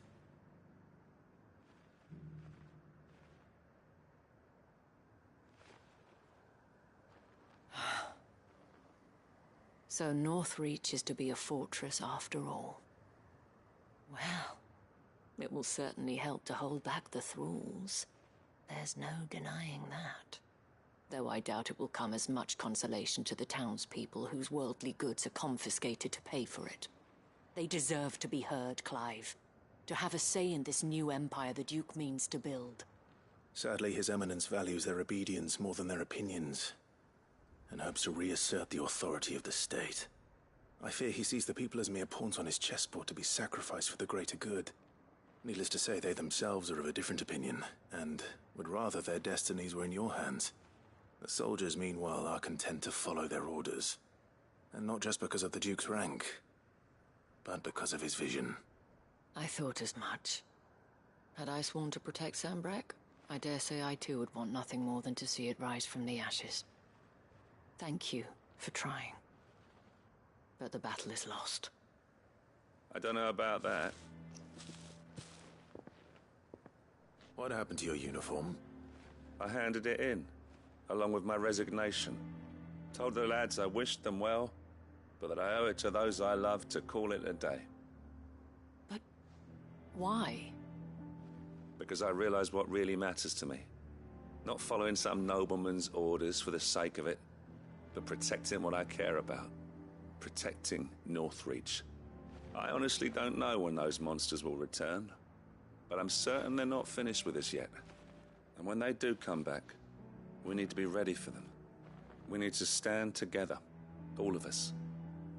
And with you to lead us, milady, I reckon we can do it. It was you who finally convinced me, Clive. There's no point following orders if they go against everything you believe. Indeed. All of us, standing together. That has always been Northreach's best hope, and one which still lies within our grasp. We have only to turn our attentions to the true enemy. Thank you, Philippe, for showing me what I must do.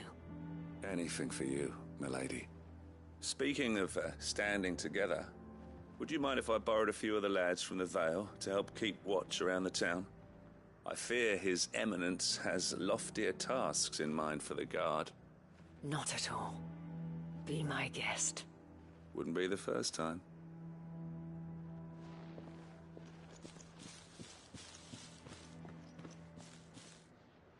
There may be hope for Northreach yet. Especially with men like you and Philippe to champion our cause. I, for my part, shall continue to work upon the Duke, in the stubborn belief that I might still tempt him into joining hands. But I suspect I shall have to call upon your aid again. Until then, Clive. Until then...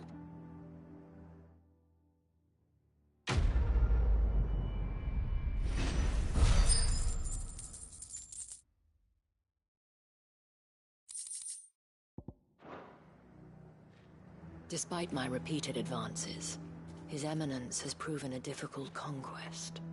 Fortunately, I am nothing if not persistent. But... So many were injured, only by the grace of the...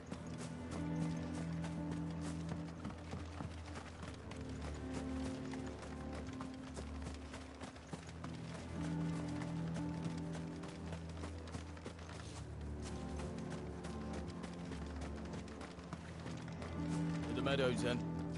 That's what the captain said.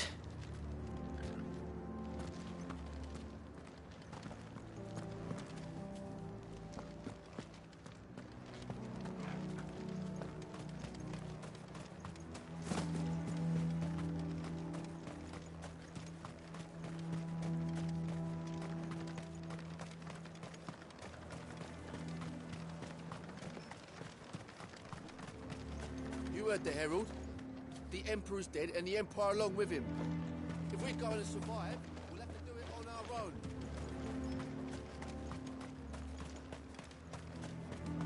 As long as you remain, the Vale... I left everything.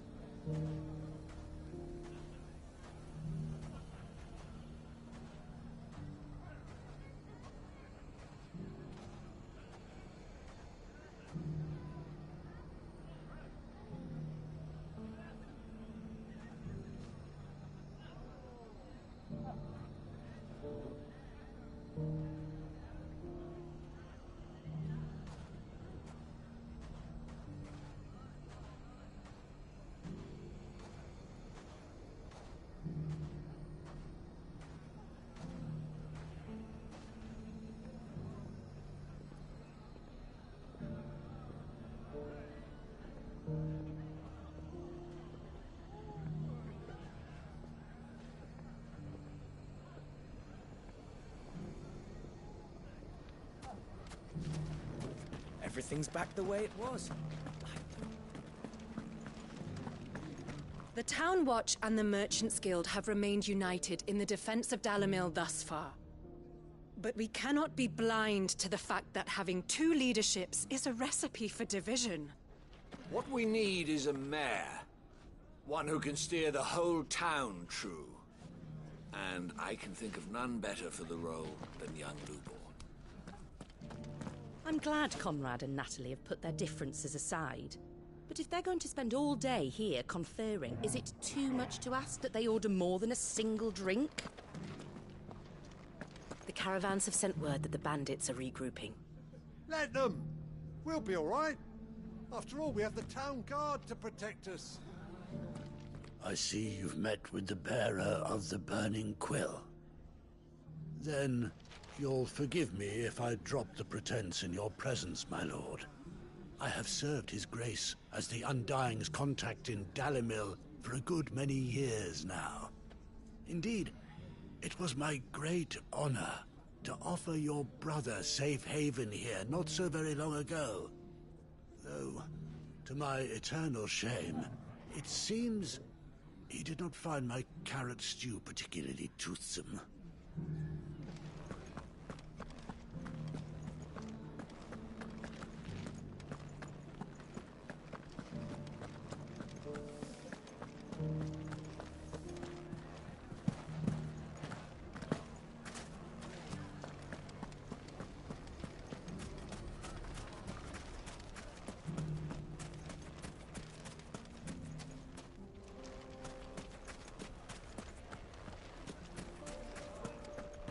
Everything's back the way it was.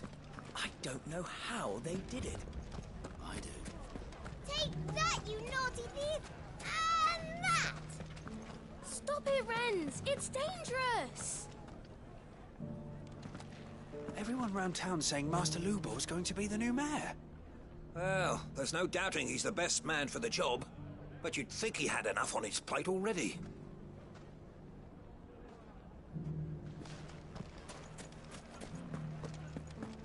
We may have bloodied the bandits' noses, Sid, but it seems we have not yet broken their spirit. Victor is helping us to keep track of their movements. And we're very glad of his help. That man knows the desert and its dwellers like the back of his hand.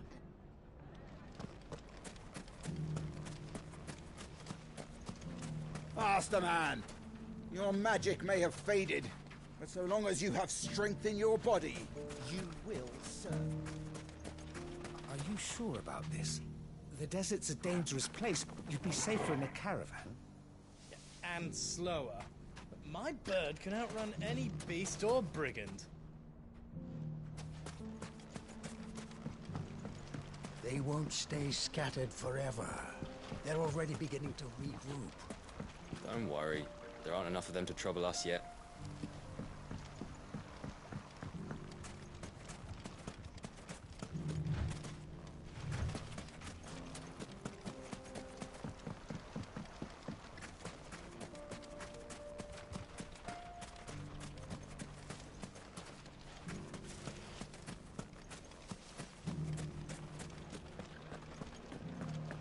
Fresh silks from the Canva caravan. Mustard and mandrake, saffron and sage. My customers can't seem to get enough of these balms. Perhaps my fool of an apprentice wasn't so foolish after all. If there's one thing we've learned over the past few moons, it's that we're stronger when we stick together. And if having a mayor can help us do that, I'm all for it.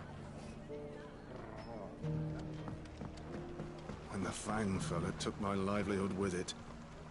No work here for a miner anymore. What about the town watch? Swinging a sword can't be too different from swinging a pig.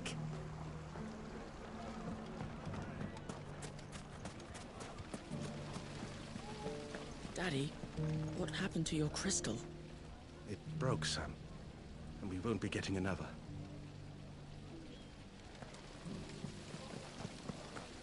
Come, travellers, bask in our healing waters and soothe the aches and pains of the road.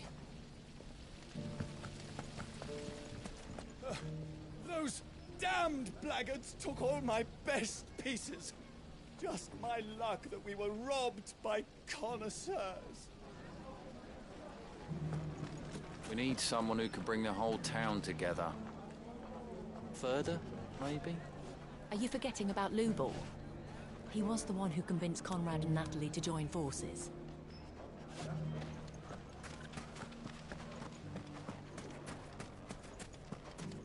I still can't quite believe it.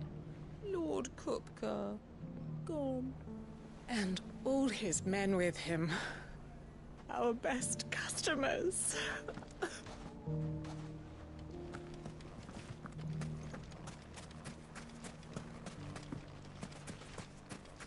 I always thought it was the blessing I'd miss if the Fang fell, not the miners. Yes. You could always count on them not knowing the price of anything.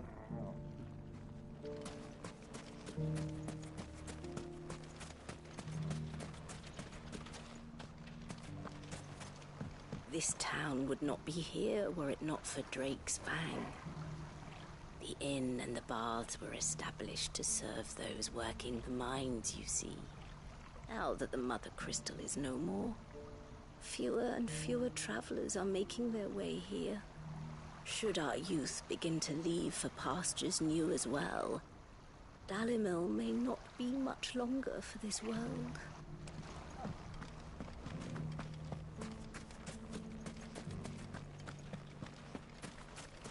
Gilbert, take this crystal. It's no more use than the bearer I sold to buy it. Ah, well, can always buy another. And at least I don't have to feed it. That should be everything. Question is, where does Natalie want it all?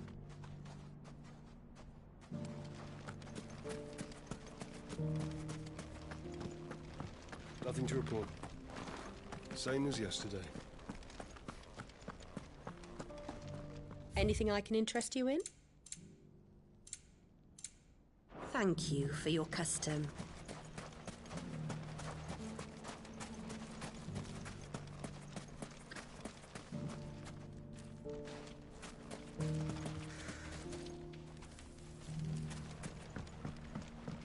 When's the sun going to come out again? Are you feeling the chill? Let's take a trip to the baths, shall we? Get ourselves warmed up.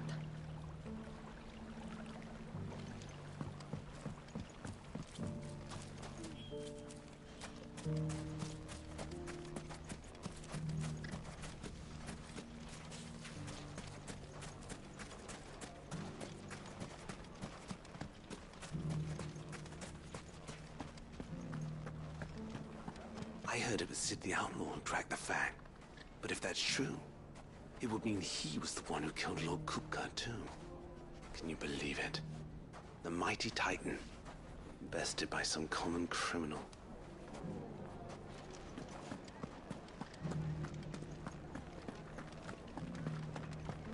I had a hell of a time getting this thing to light. My crystal's the same. The magic's been fading ever since the skies turned.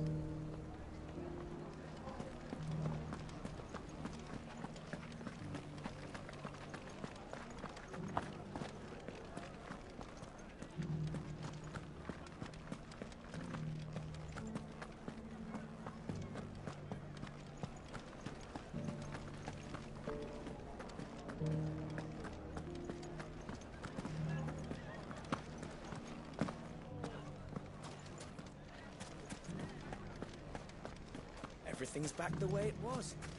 Take that, you naughty thief! And that! Stop it, Renz! It's dangerous! Clive! To what do I owe the pleasure? I just wanted to see how the town's been faring since you brought everyone together.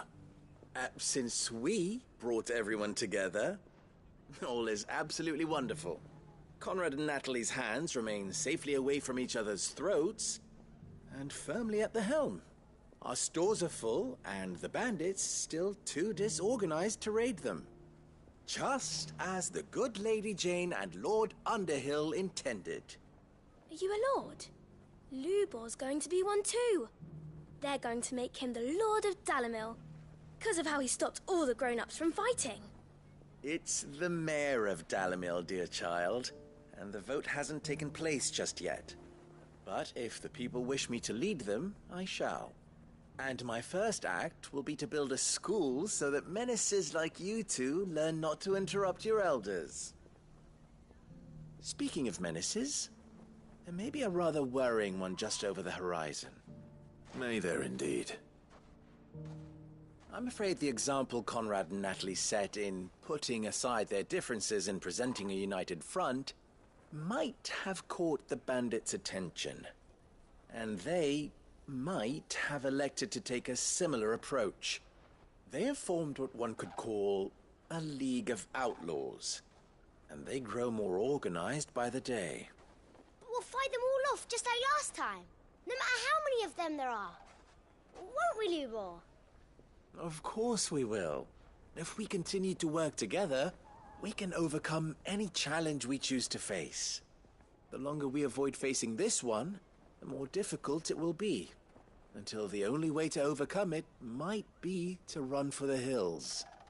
Our best hope is to nip these efforts at organization in the bud, by finding those ne'er-do-wells who have yet to join the cause, and ensuring that they never do.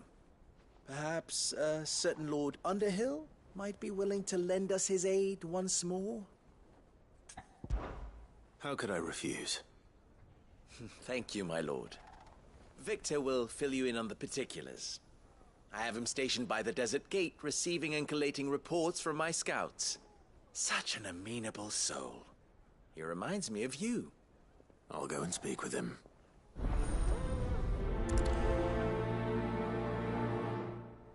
Victor has been collating reports on the bandits' encampments. You'll find him by the desert gate. I'm sure if he has anything to ask of you, it will be simple enough. A League of Outlaws. Sounds like we have some competition. We may have bloodied the bandits' noses, Sid, but it seems we have not yet broken their spirit.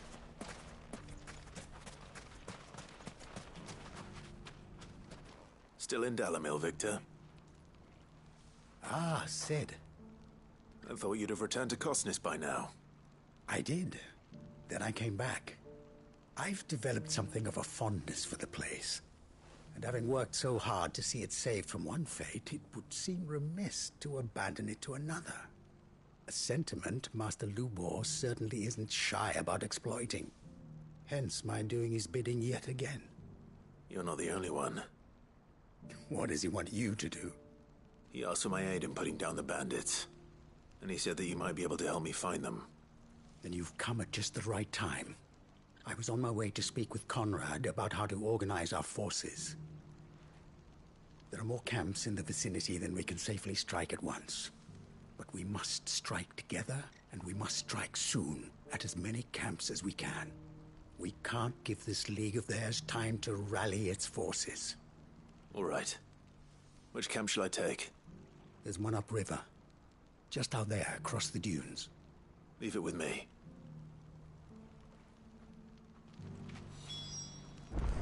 The camp is in the desert to the north of here. You know what to do.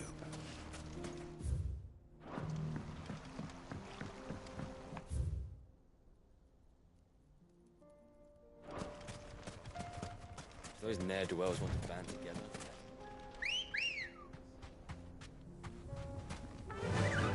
Yeah!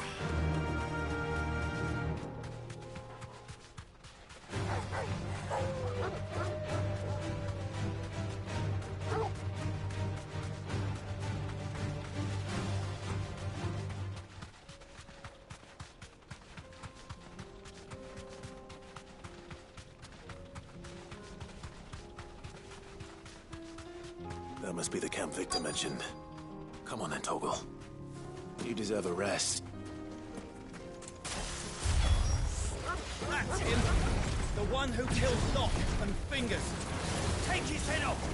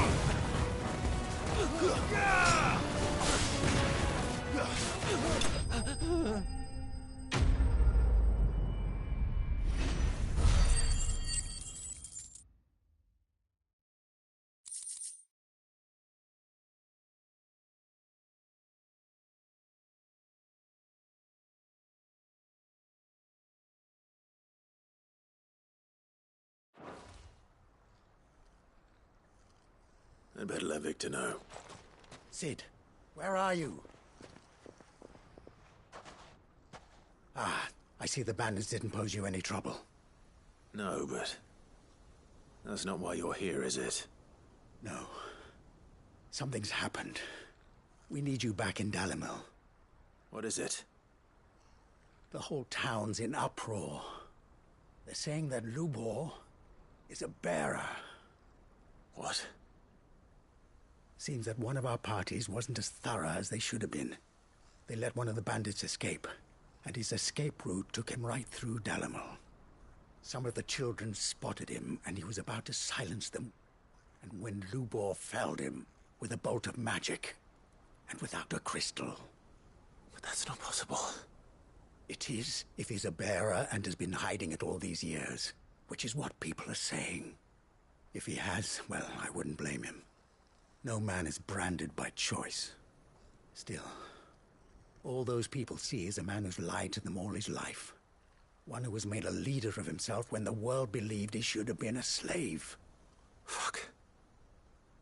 I don't know where we go from here, but I know one thing. Lubor needs all the friends he can get right now. You're right.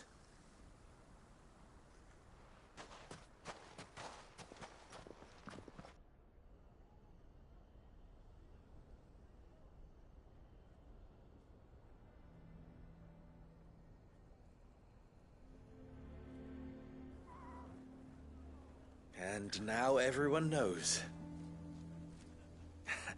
I made it a habit to keep a crystal close at hand for just such an occasion.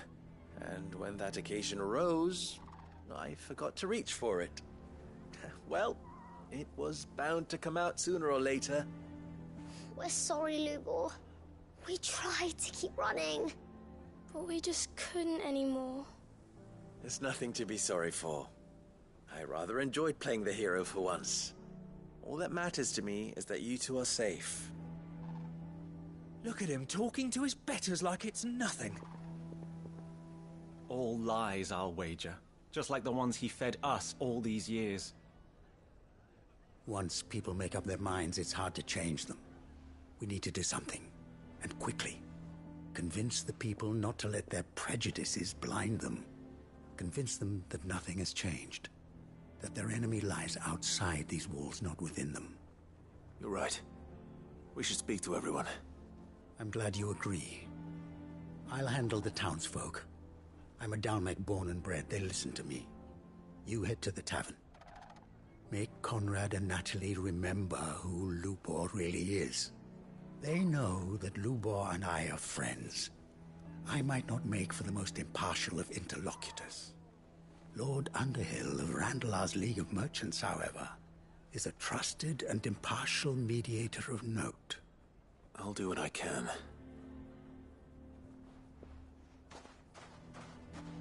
Lubor, stay here with the children. I can't promise anything, but we'll try. And that is all I can ask of you.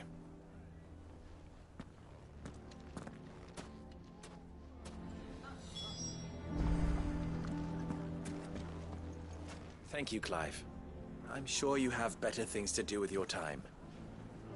I don't care if Lubor's a bearer. He's still Lubor, isn't he?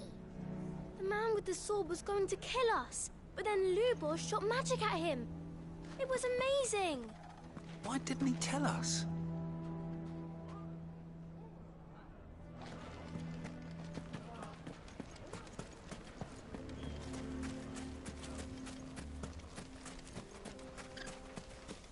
How the hell did that bastard get through the desert gate?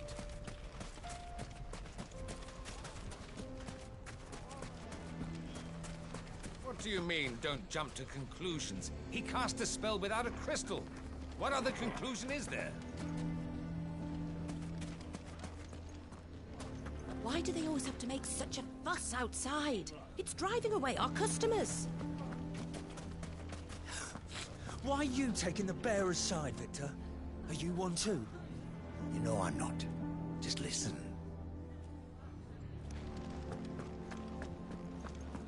Can you believe we were going to make him mayor? He would have been the ruin of us all.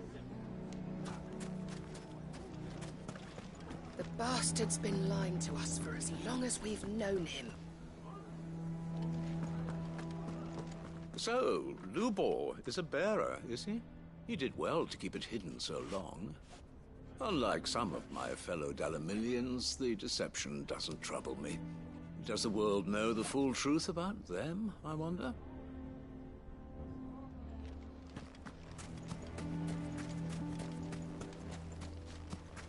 I saw the whole thing. The magic flew straight from Lubor's hand, I swear it. And without a crystal in sight. None of the stalls were plundered this time, thanks, Peter Gilbert. How did your men fare? Any wounded? The only thing wounded was our pride. We swore never to let a bandit set foot in this town again. We failed.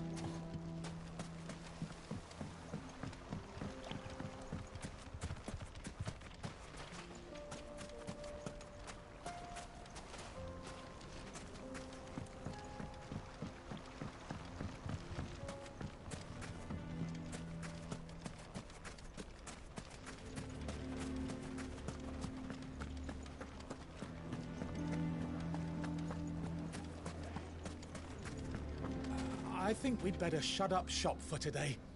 Give people one less thing to throw at him. Sounds like something's happening in the square. I wonder what.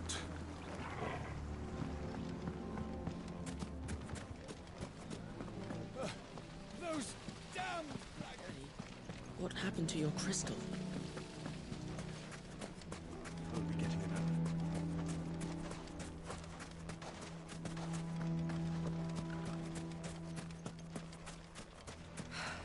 That should be everything. Gilbert, take this crystal. I heard it would sit the outlaw and track the fact. But if that's true...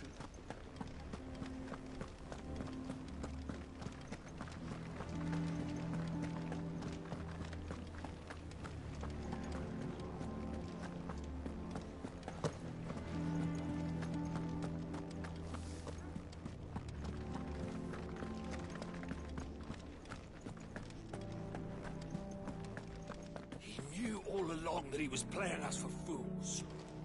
And we fell for it. We followed him. A bearer.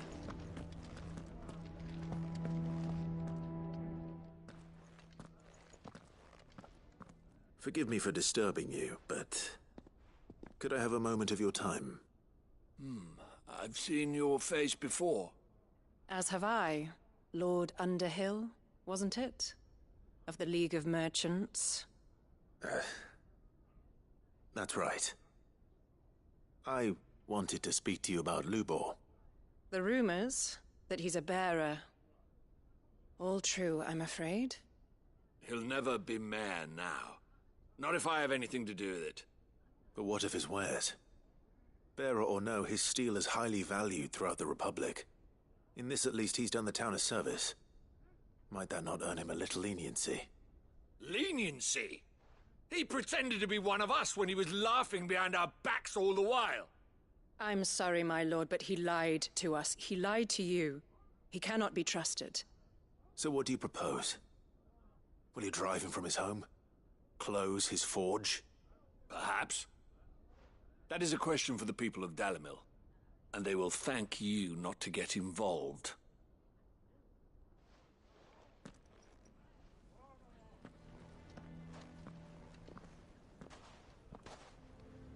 The townsfolk have made their minds up. There was nothing I could do. Nor I. Conrad and Natalie refused to consider anything but their own wounded pride. You never know. Once their anger is cooled, they might see things differently. For now, we should report back to Lubor. All right.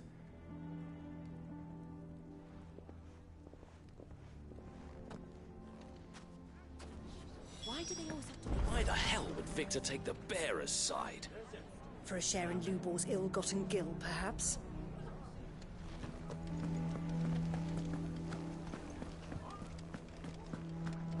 Lubor has been lying to us from the beginning. How can we trust him? You may have your business interests to consider, my lord, but do not think you can sway us with your honeyed words.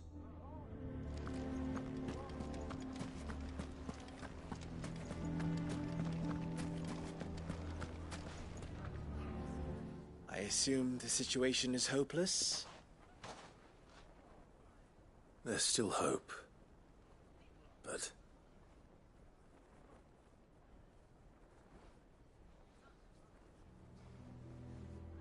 But perhaps not in this lifetime, I think it's fair to say. You mustn't think like that, Lubor. Give them time. They'll come around. We'll talk some sense into them in the end, you'll see. No, you won't. And your efforts would be better spent elsewhere. But Lubor... Rosina would often tell me that steel does not lie, that a blade is a reflection of the smith who forged it. To yourself be true, that was her point. Rather an ironic one when you consider that her life was taken with a blade of her own making.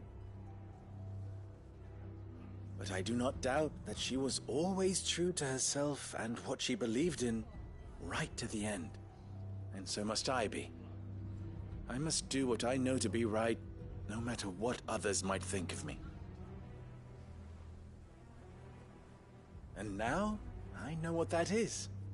I must embrace my new role of villain so that the people of Dalimil have something to unite against. For only united can they hope to stand against the threat that awaits them. I'll need to make a suitably dramatic exit, of course. Don't go, Lubor. You're the only one who was ever kind to us. We'll be all alone. Again. Trust me, little ones. It is for the best that I go. Not only for the town, but for you, too. How could it possibly be for the best?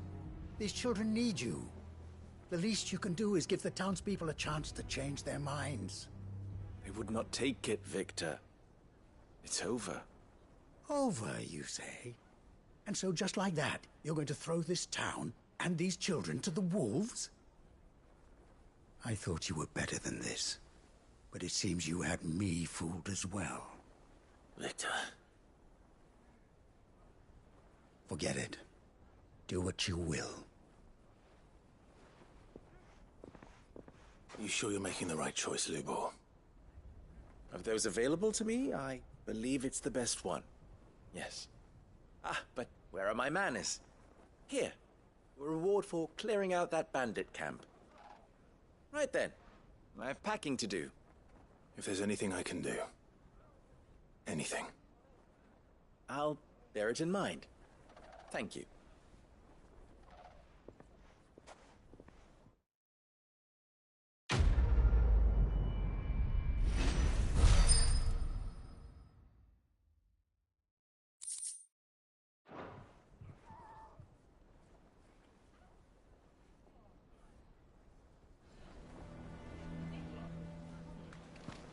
Why is everyone being mean to Lubor?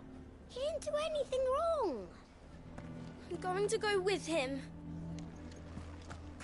If you're going to try and convince me to stay, save your breath.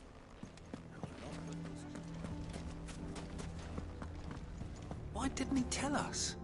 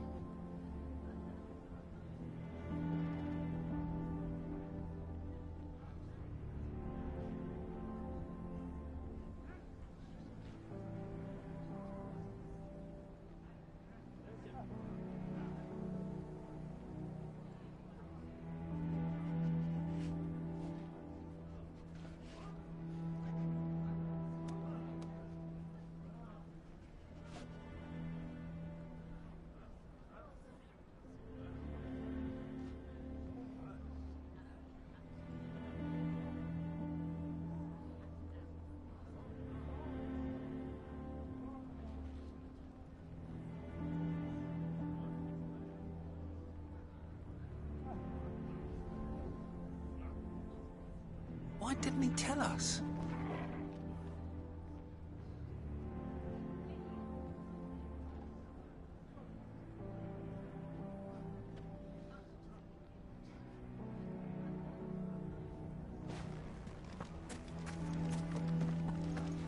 Why the hell would Victor take the bearer's side? What do you mean, don't jump to conclusions? He cast a spell without a crystal. What other conclusion is there?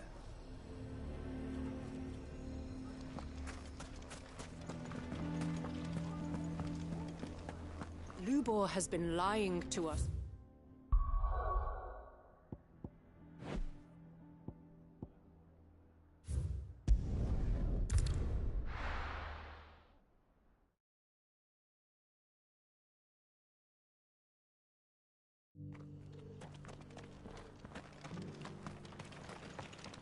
Welcome, welcome.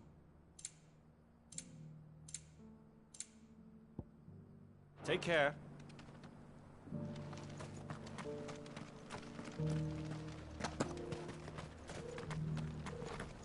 The bearer of the burning quill is within, my lord. Did he enter?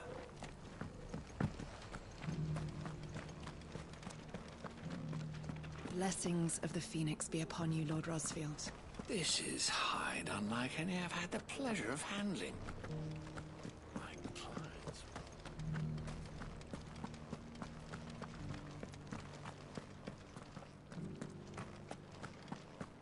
Beneath the flood, yes. And not a stone's throw away. Oh dear. I hope it doesn't spread.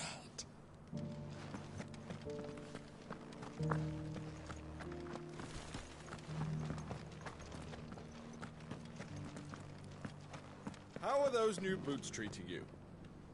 They're fantastic. Soft as feet. If the people of Tabor had not built those...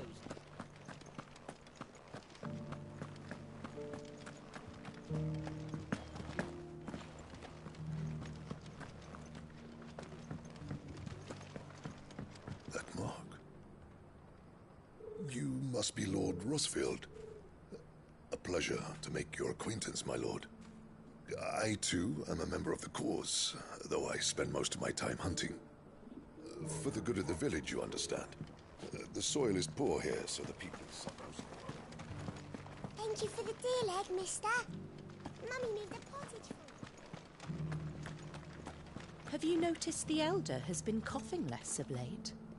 Yes. I hear Master Cyril drew up a new tonic for him. Not a scratch on them. You wouldn't happen to have a decent whetstone in there, would you, madam? I'm sure I can find you something.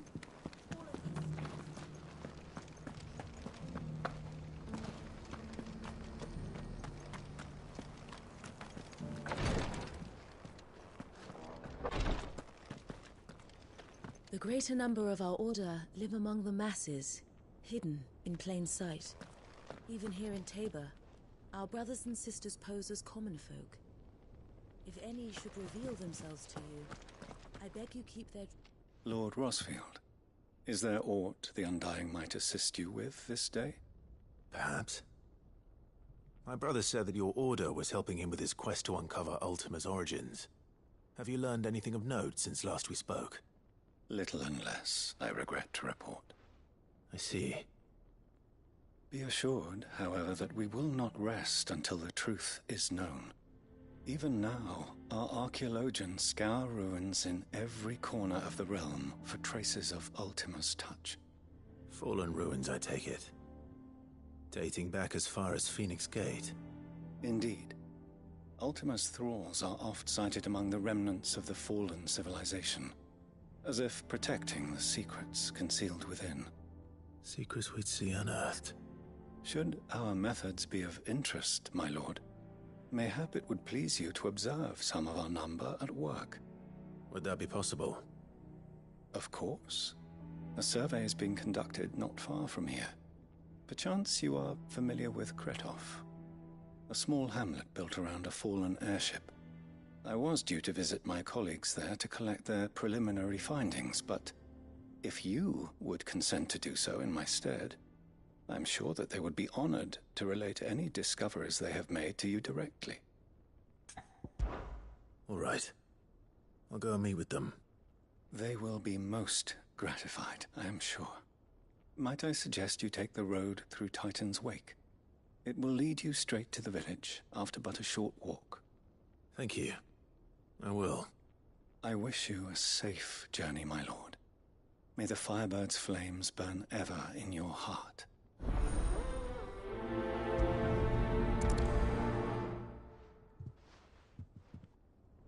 My colleagues await you in Kretov, my lord. But say the word, and they will be only... A village built around an airship. Sounds like another lost wing. I hope the inhabitants are just as friendly.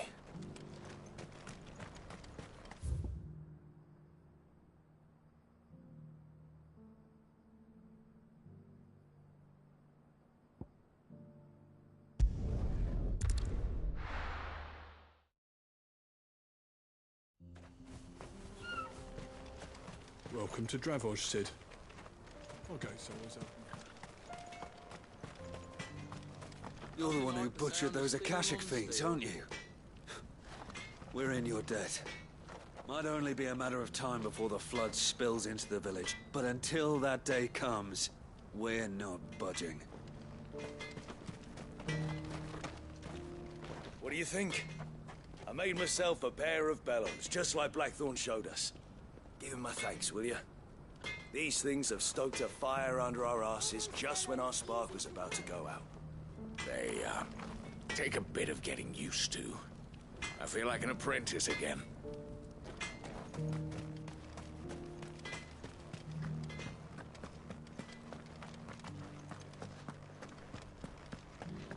I want to play with the hammer, Daddy.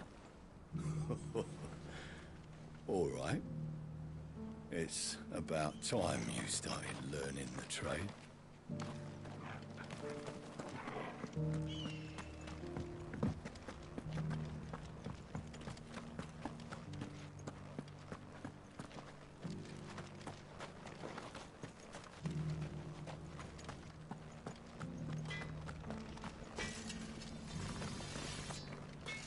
Sid, come.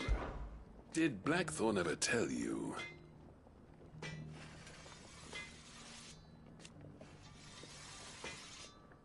I still remember. Set us straight.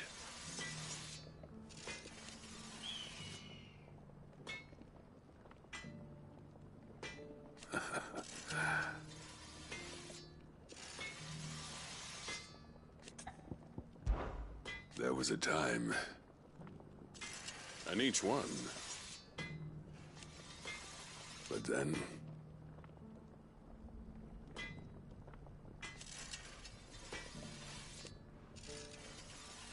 while Blackthorn, in the end... Don't ask me. And there still might be. And should those Akashic come calling again... safe travels.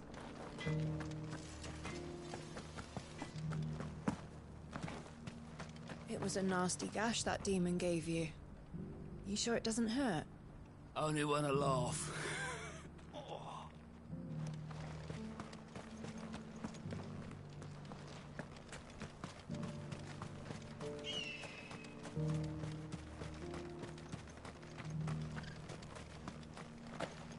I've got a new design for a blade. Titan's Razor, I call it. Can cleave through rock as if it were flaxen thread. You leave our linen alone. Would you like to see my wares? Go safely now. It's good to see the men back at work. Aye, and roast chocobo on our plates again. Furnace is roaring away without a scrap of crystal or a drop of magic. Whatever will they think of next? Boats without sails?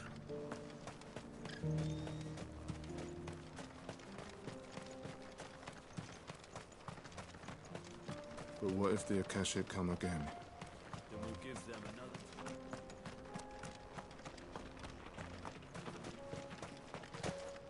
Here. You don't reckon we could get this old smelter back in working order, do you?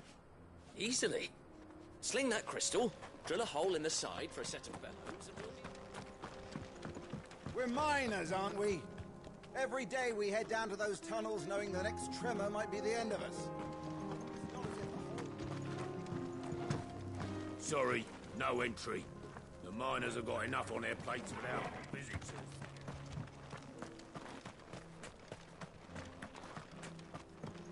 Here. You don't reckon we could get this old smelter?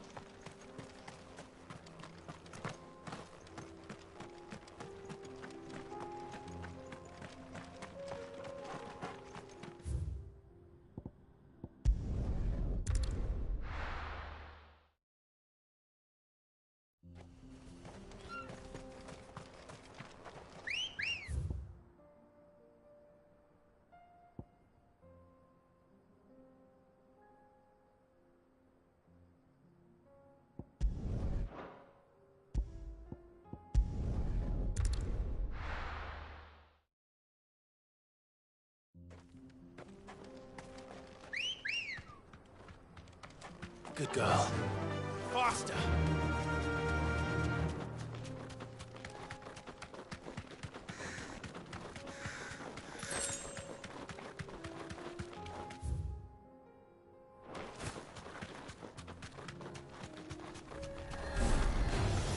Don't get surrounded.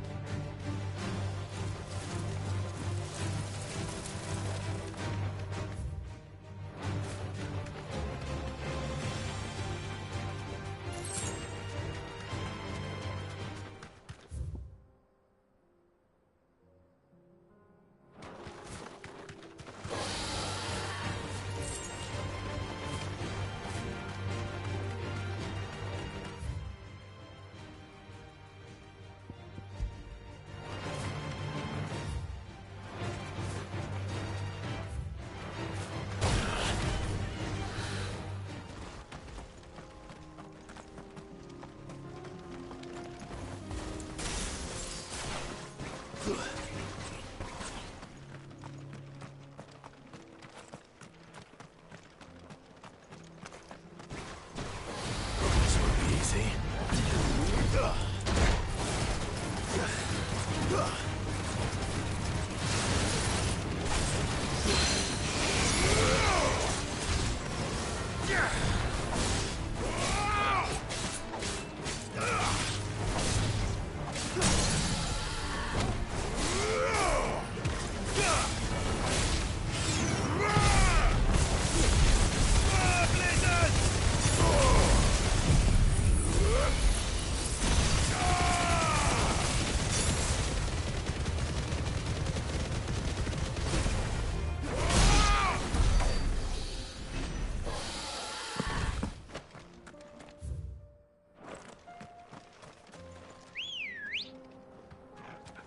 Let's go.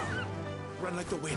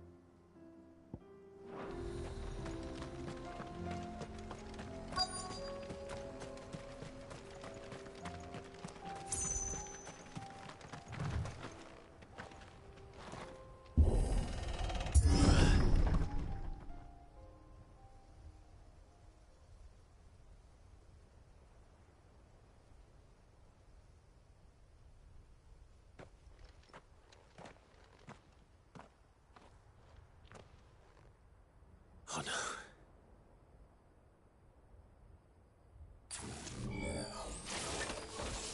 You'll pay for this. There may still be survivors.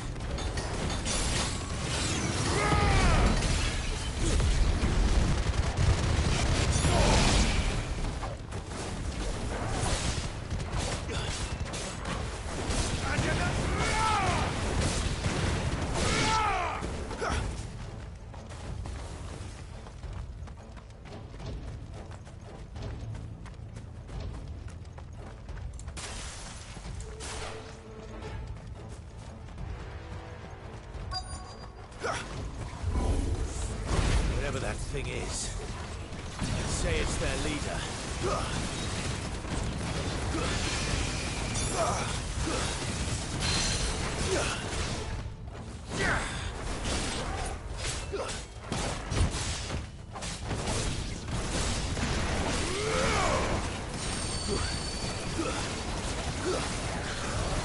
Too slow.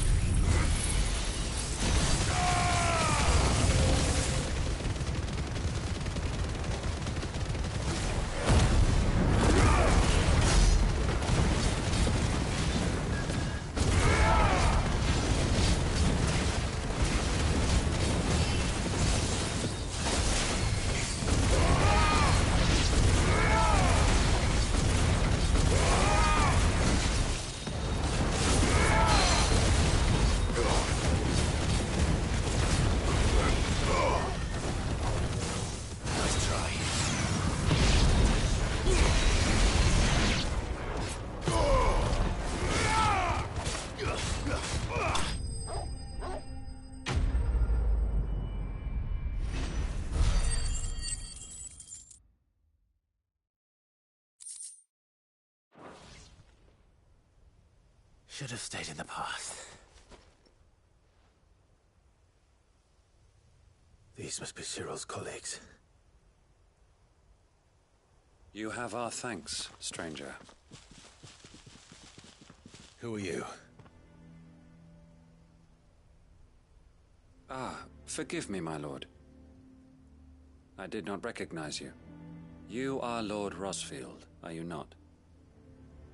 We are archaeologians, tasked with surveying this site. When the echoes appeared, our brothers here occupied their attentions. Thanks to them, and to you, we were, for a mercy, able to see our duty to its conclusion. You call that a mercy?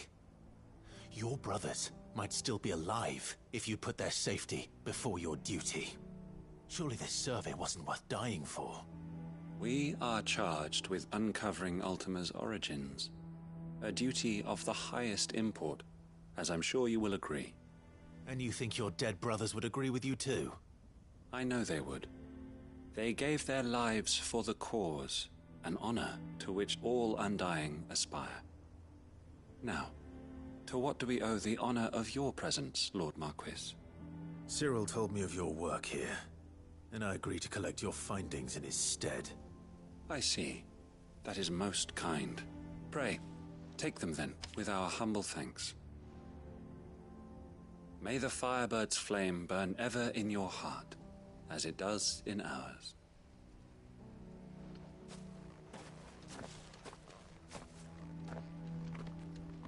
It's one thing to lay down your life for another, but for us, I suppose I'd better get this back to Cyril. Think no more of us, my lord. Only deliver our findings to the bearer of the burning quill.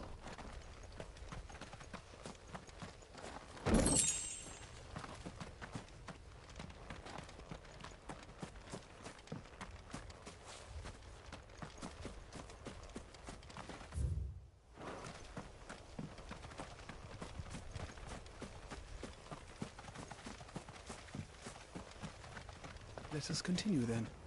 There is a second hull further in. I shall prepare the parchment.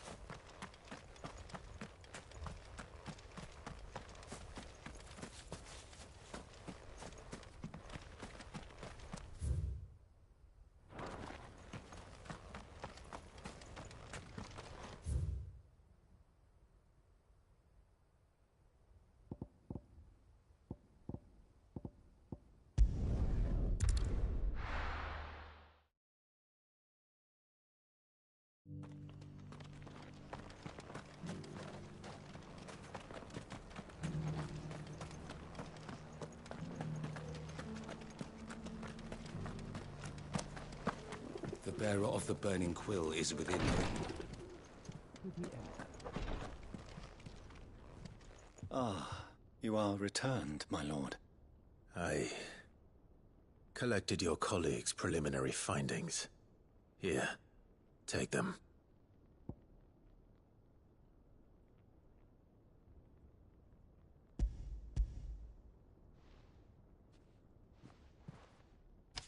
My thanks. I shall study them, and inform you forthwith if I discover aught that might aid you in your fight against Ultima. Cyril, your survey party suffered several losses in Kretov. Losses which could have been avoided, had the others not chosen to complete their work, instead of saving their friends. Were these your orders? No. This was their choice.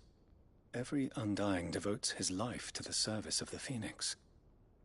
It is our sole duty, and should we die in discharging it, so be it.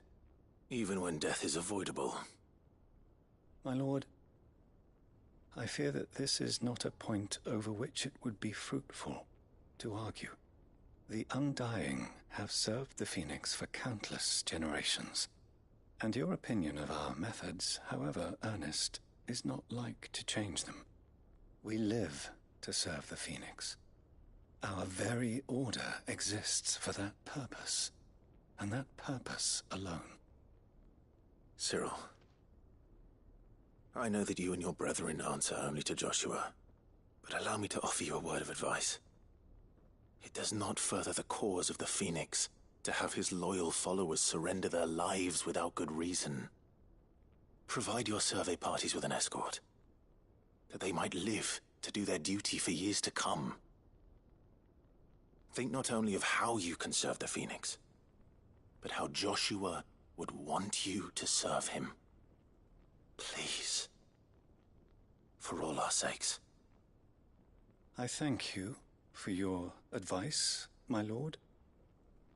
If you will permit me to respond, our faith in his grace, Joshua Rosfield, is absolute. And we of the Undying will do what we believe is right to fulfill our duty unto him. As first shield to the Phoenix, I am sure you understand what it means to do one's duty. I do. Then we are of the same mind. And it is my hope that we may continue to do our duty together.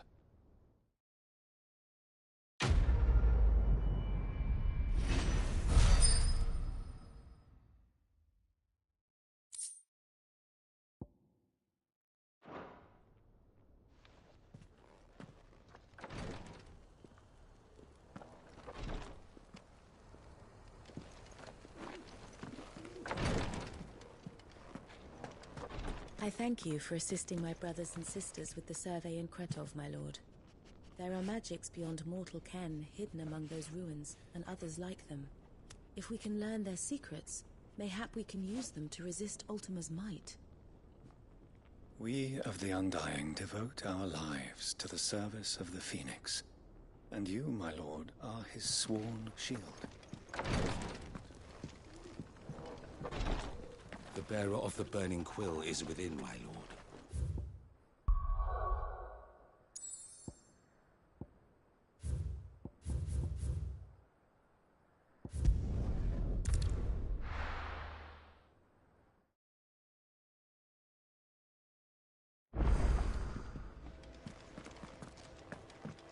Come back.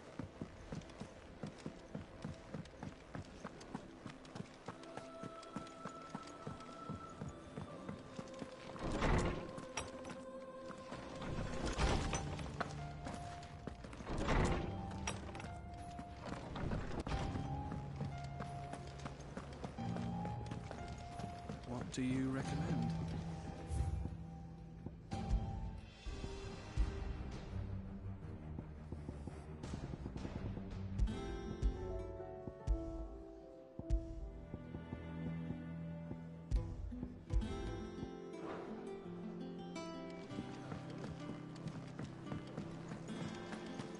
Don't tell me we've run a... Stew's awfully thin these days.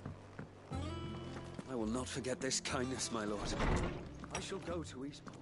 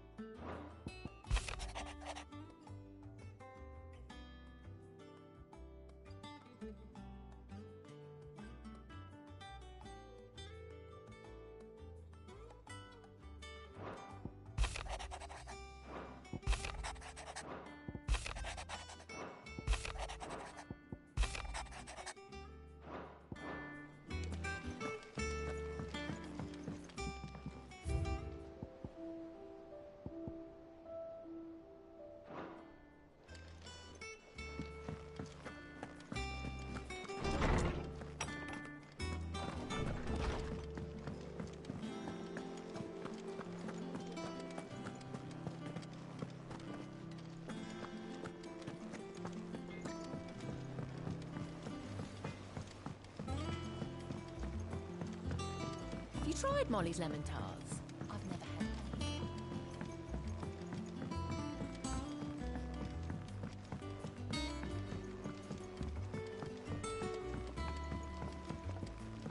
Canva lost. It can't be true.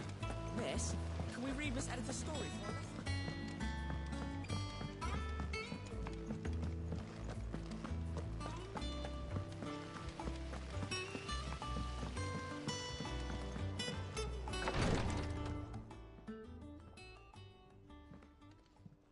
How are you feeling, Joshua? Better than I was. But not nearly as well as you should be. Your cuts and burns may have healed, but your body still bears the burden of every spell cast. Then what would you have had me do? It was no ordinary foe we faced. It was the Warden of Darkness. Yet still, it was not enough. The king could have ended me at any moment, but instead chose to toy with me like a curl does a mouse. You underestimate yourself. Oh, it was crystal clear. Only one man established his dominance that day, and that man was Barnabas. I'm sorry, brother. That was ill-spoken. It's just... I have never felt so powerless. And when so many are looking to us for strength, perhaps the prince feels the same.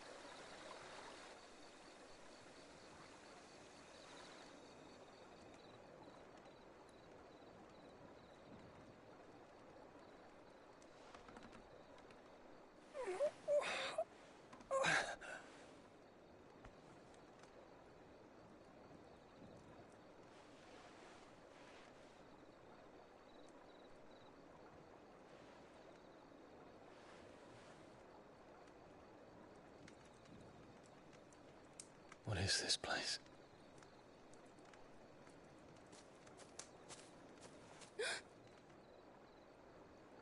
Don't move.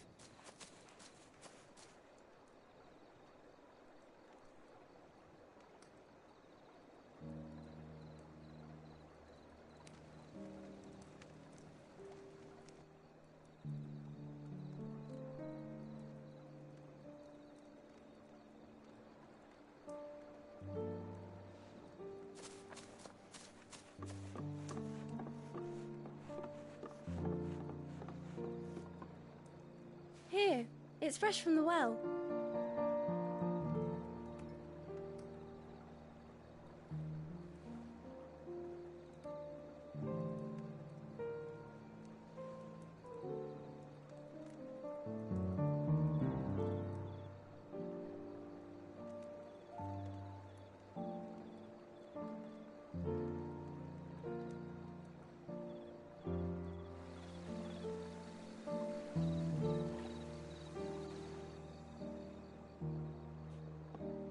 Grandmother told me spirits sometimes get lost, and that the lanterns guide them to their proper place.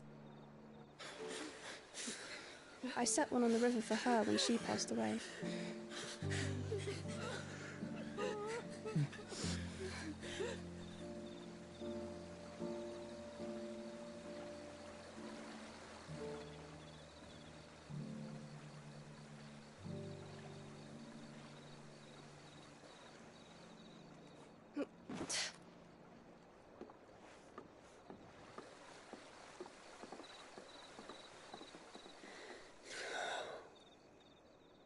The fiend works from the shadows.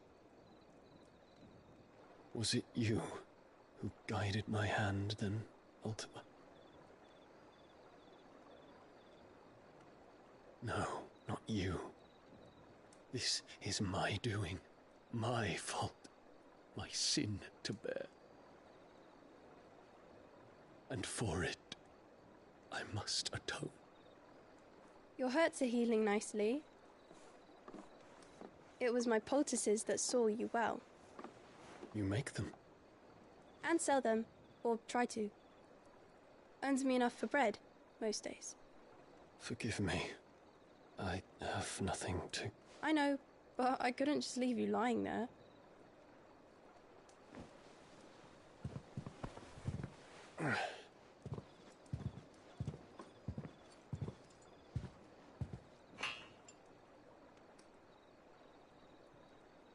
You're going then?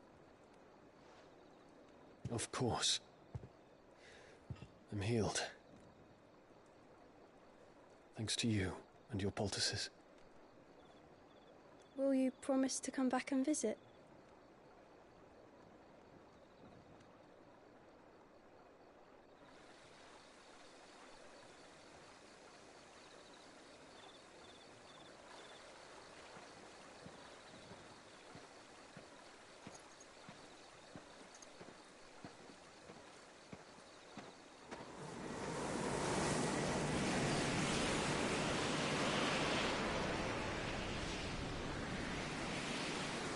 Well, Phoenix, it would seem that I owe you my wings.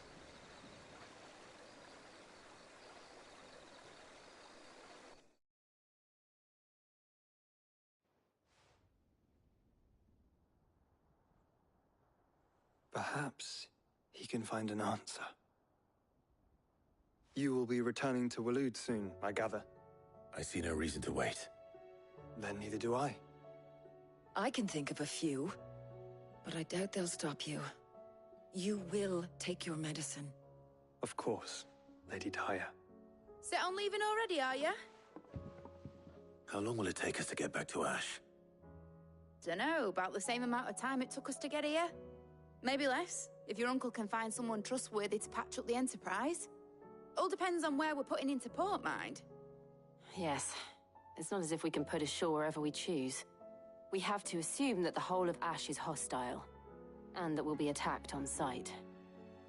Then we must find a place they won't think to look. And I have an idea who might know of one. The Professor! I'll go and tell you come in. While you're plotting our course, I'll be in the shelves with your lawsman. I wish to pick his brains about Ultima. Then I'll talk to Karen about supplies for the journey. They may not be easy to come by in Ash.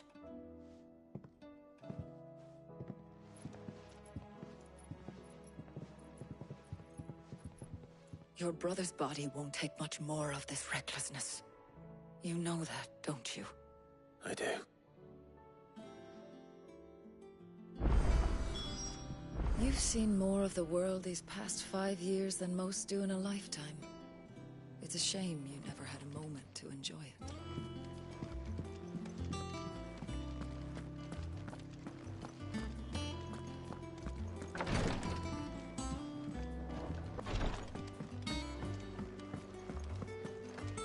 You need anything, you just ask.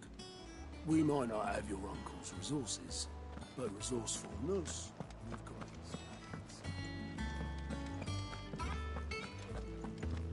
I still say it were a compliment. Say it all you like. It doesn't make it true. Ah, Clive. I was wondering when you'd arrive. Please tell me you've come to take our young prodigy here off my hands. I'm not here for Mid. I need information on Ash. Then why not ask Molly if you can look in one of her ovens? Go on. As soon as the Enterprise is ready, we'll be setting out for Drake's Spine. And we're going to need a safe place to land. Preferably one that won't see my ship blown to shit and splinters. If it were that easy, do you think Waloed would have resisted invasion for so long? Very little is known of Ash, and the information we do have is spotty and outdated. We have the good King Barnabas to thank for that. Waloed's borders have been closed to outsiders since the day he seized the throne. If there is anywhere safe to land, you won't find it on my map. Then tell us what we will find. I'm sure you know better than we do. But no splinters. All right, if it will get you out of my hair. But interrupt me, and it's over. Understood?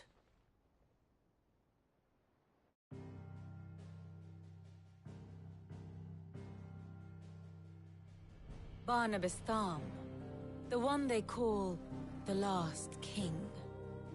Understand him, and you will understand the kingdom of Waloed. Barnabas was only a boy when he arrived from beyond the southern seas, and barely a man before he united the ragged tribes of Ash. And having unleashed them upon the formidable Veldamark, he set his throne upon the ancient kingdom's ruins. The victory sent shockwaves around Valisthea, tales of Odin's might spreading through every court, parlor, and drinking hole in the realm. Note that this was in the year 843, and that the king still sits upon his throne some 40 years later, quite untouched by time. Waloed's recent inaction left many wondering if Odin had lost his appetite for war. And yet here we are. The Einherjar was committed to the fray, a bold declaration of intent. Orcs swarm around Drake's Fang, and throngs of Akashic haunt Canva's streets. Though how precisely the havoc they wreak serves Waloed remains unclear. Regardless, if the order to attack truly came from King Barnabas, then one thing is certain. Waloed has achieved the impossible, and made bedfellows of beastmen and the ether-addled alike. All of which is a roundabout way of saying that you will be in unknown territory when you set foot on Ash. Much of the continent has already been lost to the Blight, and what few ports remain will be fiercely guarded. And that is to say naught of its natural defenses. Offshore currents will cast an ill-equipped ship out to sea one moment, and dash it against the rocks the next. But then the Enterprise is anything but ill-equipped, and Mid has made land there before. Now, if only there were someone with an intimate knowledge of the Shadow Coast, and where a daring gentleman might put ashore.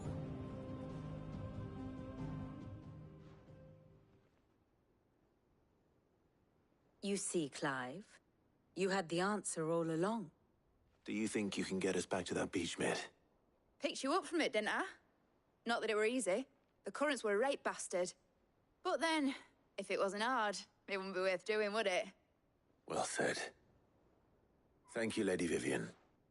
If a few morsels of common knowledge and a sprinkling of tavern talk are worthy of your thanks, I wonder what genuine intelligence might earn me. Probably more visits. Mid, I need everyone in the ale hall now. I'll fetch Joshua from the shelves. Aye, aye, Captain.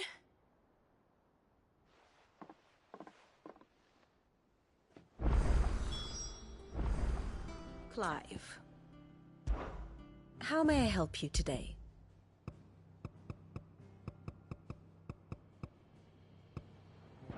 Very good. How do you split the sea? You need anything, you just ask. We might not have your uncle's resources.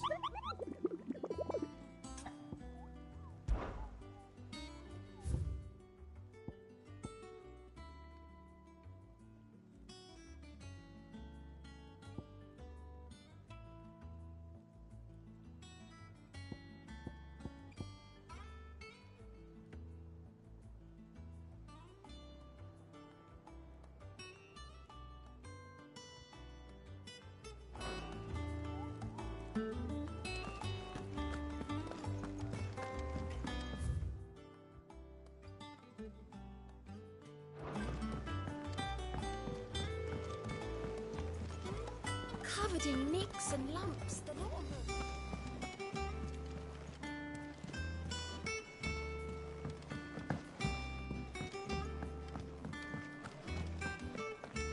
Oh, don't tell me we've run out of Pappy.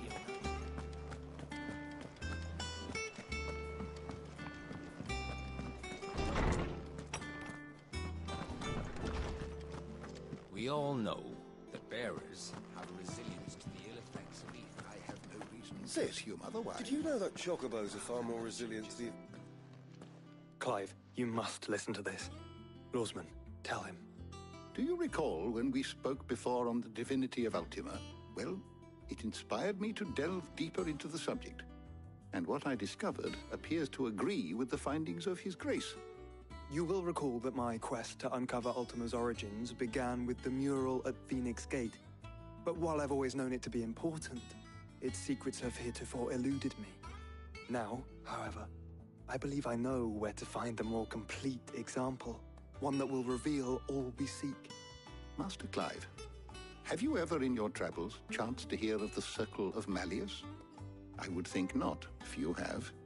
But there was once a time when the faith flourished, the oldest known religion in the Twins, and though its popularity eventually waned on Storm, hints of its dogma remain embedded in more modern faiths such as the Crystalline Orthodox. Wait, you said it waned on Storm. What of Ash? Religious monuments are often torn down or repurposed when new faiths rise to prominence.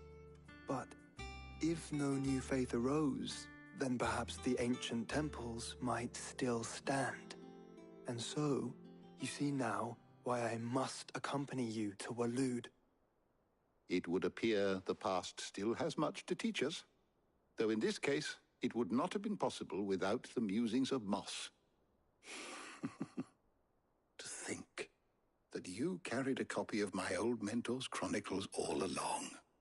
I am relieved to discover it in good hands. I shall guard it with my life. Joshua, if you're finished here, join me in the ale hall. I need to speak to everyone before we leave. Right away.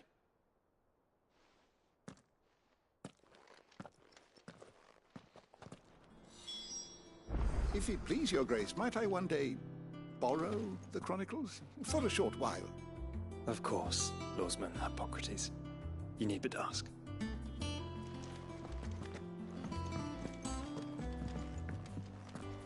Mid said I could ride the Enterprise next. No, she didn't. She said I could. We all know that bearers have a resilience.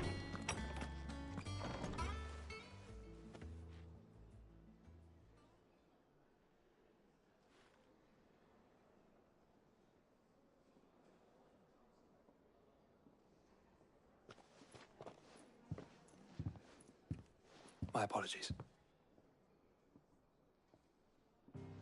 By now you've all heard where we're going and why. So I won't bother you with the boring details, only the important ones. If we attempt to approach Stone here by sea, there's a good chance we'll be sighted and fall prey to the capital's artillery. So instead, we'll disembark on the southwest coast and make for Drake's Spine on foot. I say we, but it's highly likely the entirety of Ash is under the rule of Ultima. A large party would only attract unwanted attention, as well as slow our march and require supplies which may be difficult to obtain. Only Joshua and I will be going. And a scout. Preferably a good one. Gav, do you know of any? You bet your ass I do. Might still borrow some of Lady Vivian's maps, though. Just in case, like. Once you've dropped us off at the Shadow Coast, you need to retreat into neutral waters, fly merchant colors, and stay inconspicuous. If you sense any danger at all, you leave us behind and return to Storm.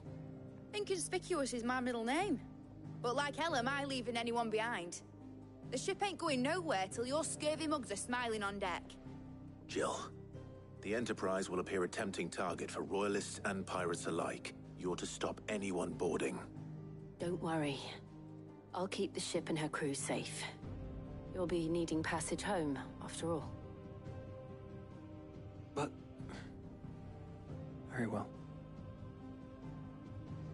If there are no questions, I'll see you all at the docks.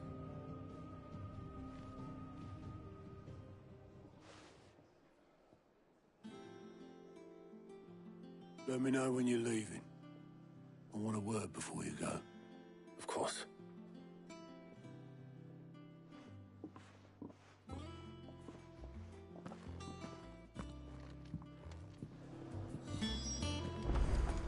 You don't know what you're talking about. Thought I might grab myself a mug of Maeve's mead. Settle me stomach, you know, before we take to the high seas. Shirt. This is a tavern, not a brothel.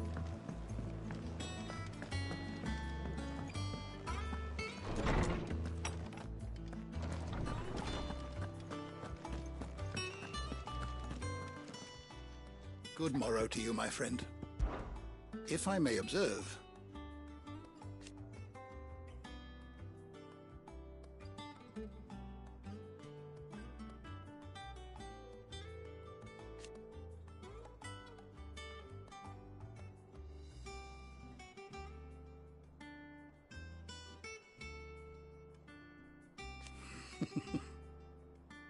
History can wait.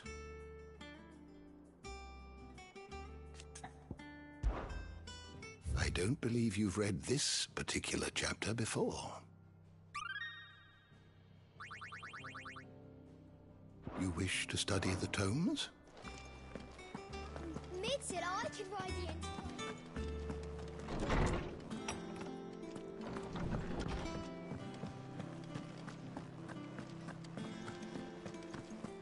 Oh, don't tell me we've run out of pepper nuts and all. Thin these days. So what do I owe the honor? What do you want? That it? Fine. Well, the sound of ringing still.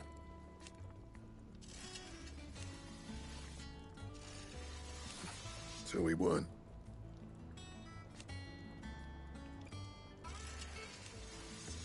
Who knows? I'll keep the forge hot. I will not forget this kindness, my lord. I shall go to Eastport, but as soon as the rebuilding work is complete...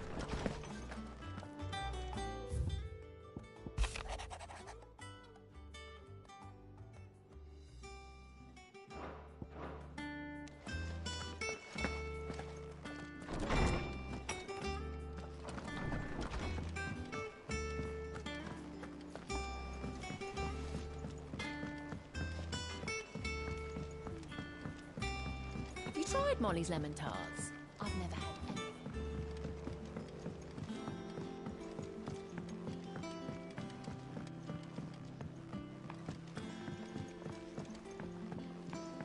Canva lost? It can't be true. I finally finished the book I was writing. You're welcome to The story for us.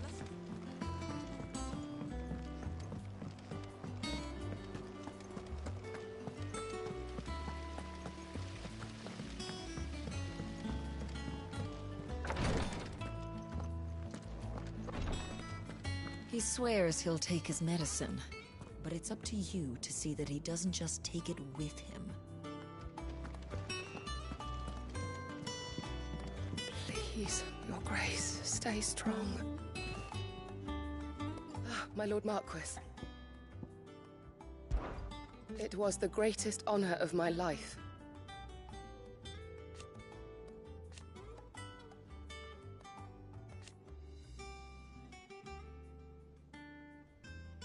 But now...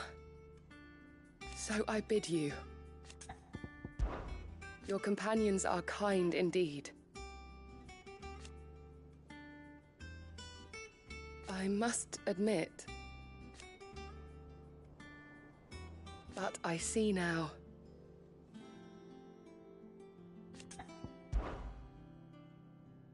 Yote, is anything the matter? You seem troubled. Perhaps I might be able to help. My lord. Yes. Perhaps you might. It's your brother. His condition continues to worsen, though he does his best to hide it. The lesion on his chest pains him more with each passing day. I had feared as much. There are certain elixirs which can ease the suffering of those afflicted by the curse, but... But His Grace's case is severe. The drafts I have been able to prepare for him thus far have ceased to have any real effect. So I consulted with Talia and certain of my comrades among the Undying about the possibility of finding something stronger. And thankfully, a recipe was found.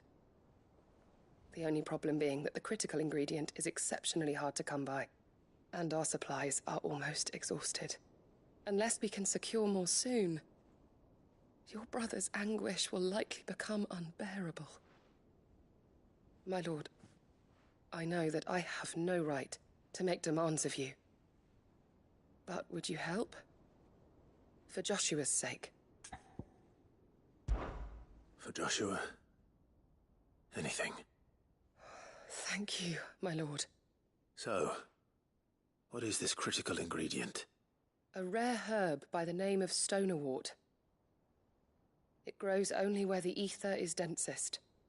The vigor it stores in its stems helps to counteract the curse. We discovered a patch near the aqueduct in Rosaria. But alas, yet more ether has erupted from the earth there recently, leaving the whole area flooded. The search continues for a new source. One that we might reach without being turned. So it's only that you can't reach it? The stonerwort itself is unharmed by the flood? Well, yes, but... Then I shall go in your stead. But, my lord... You've yet to find another source, correct? So for now, the aqueduct is our best hope. Besides, I'm a dominant. The ether can't hurt me. Well, if you're sure, my lord. Stonerwort is easily identified by its blood-red blooms. Search around the aqueduct, and you're sure to find some soon enough. I shall remain here and prepare the other ingredients.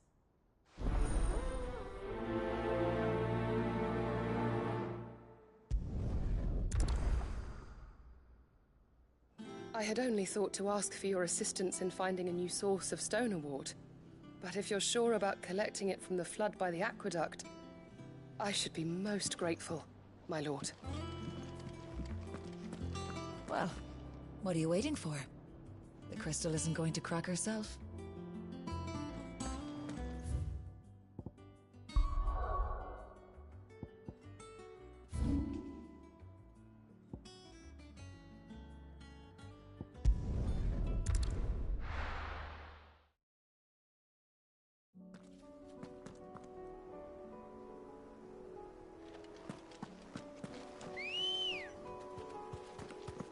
Good girl.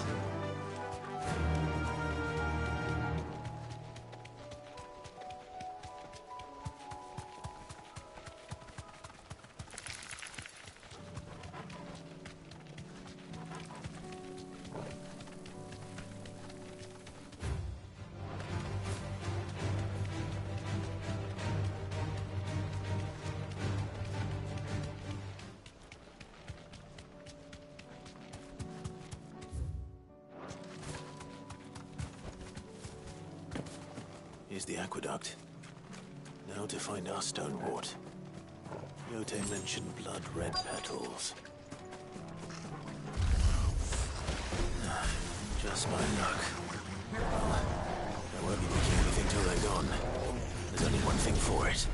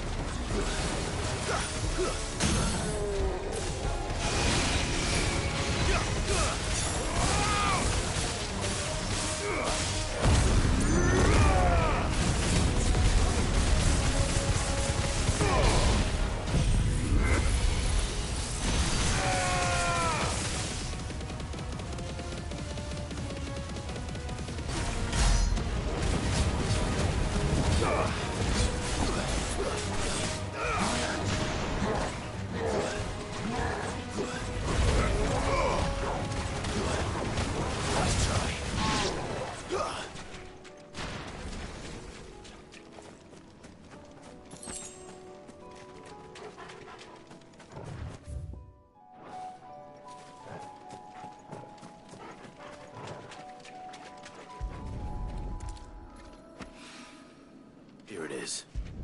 Better collect as much as I can before reinforcements arrive. Right. That should do it. Let's get these back to Yotei.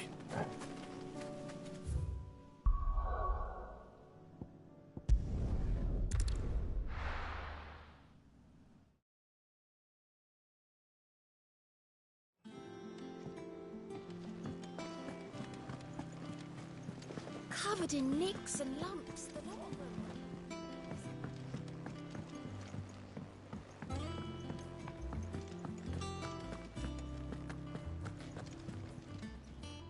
Welcome to the Patron's Whisper. Come again. I may have more for you.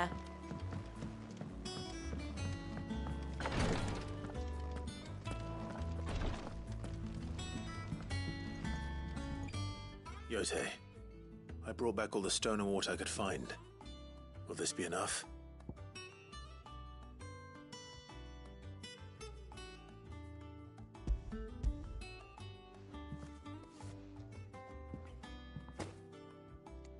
Yes, my lord. Thank you. I'm sure it will serve us until we can find another source. I'm very glad to hear it. You and His Grace are very much alike, you know. You think only of how you might help others, and never of the danger to yourselves. No more than you have minding my brother. You've risked a lot for him, and I thank you for it. I am honored that you should say so. But I beg you, my lord, do not give too much of yourself for the sake of others. We could not afford to lose you. I'll keep that in mind.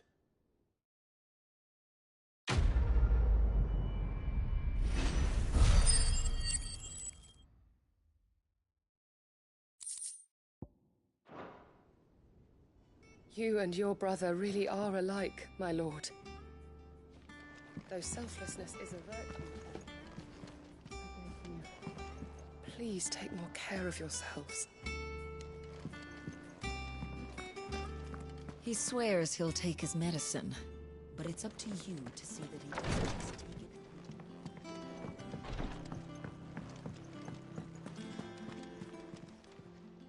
How are you doing? Anything catch your eye? Seen enough? How may I help you today, Clive?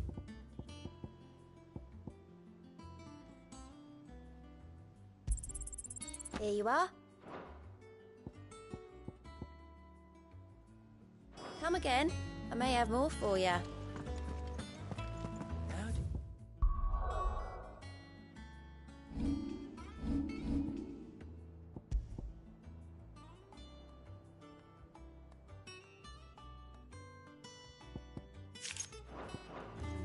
Split the sea, you reckon? Is something wrong? Not at all. Honestly. Can't a man wish his friend farewell? Just wanted to let you know that I'll keep things in order while you're off saving the world. I'll hold you to that.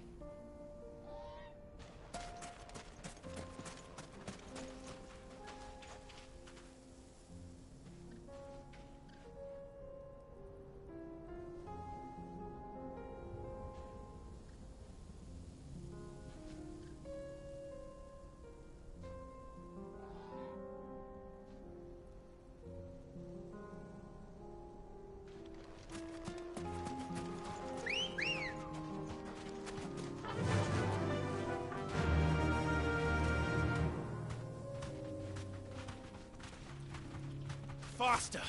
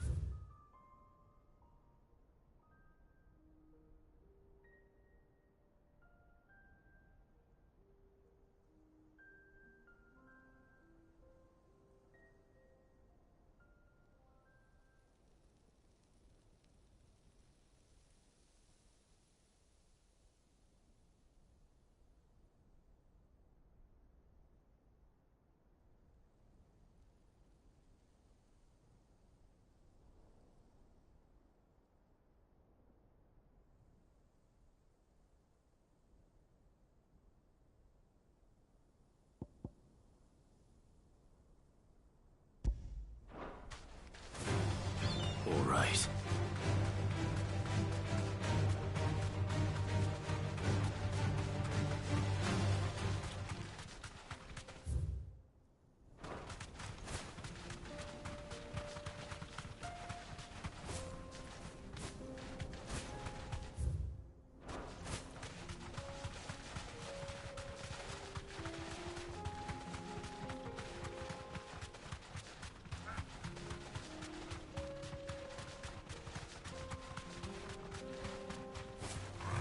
Time to fight.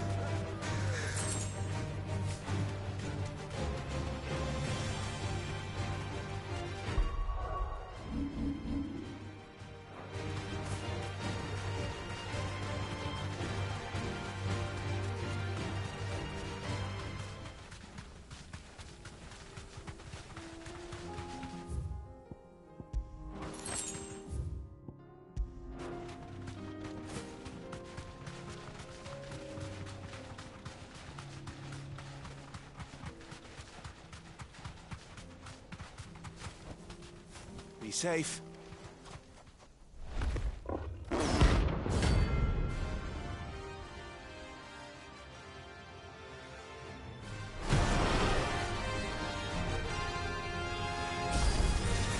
We're not gonna outrun this one.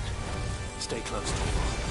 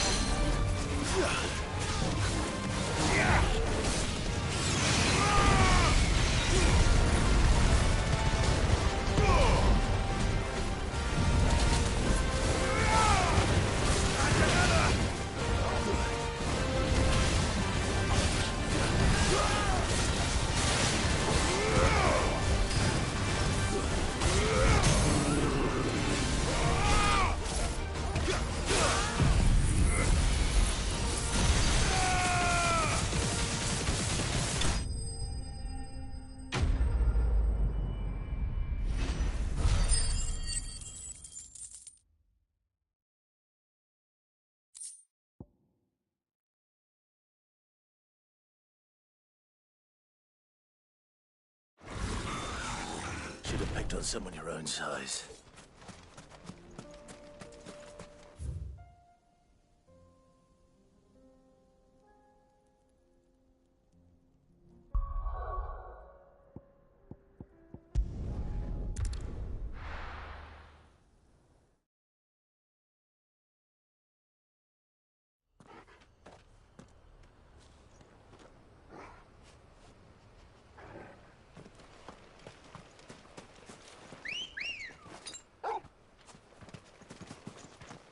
Let's go.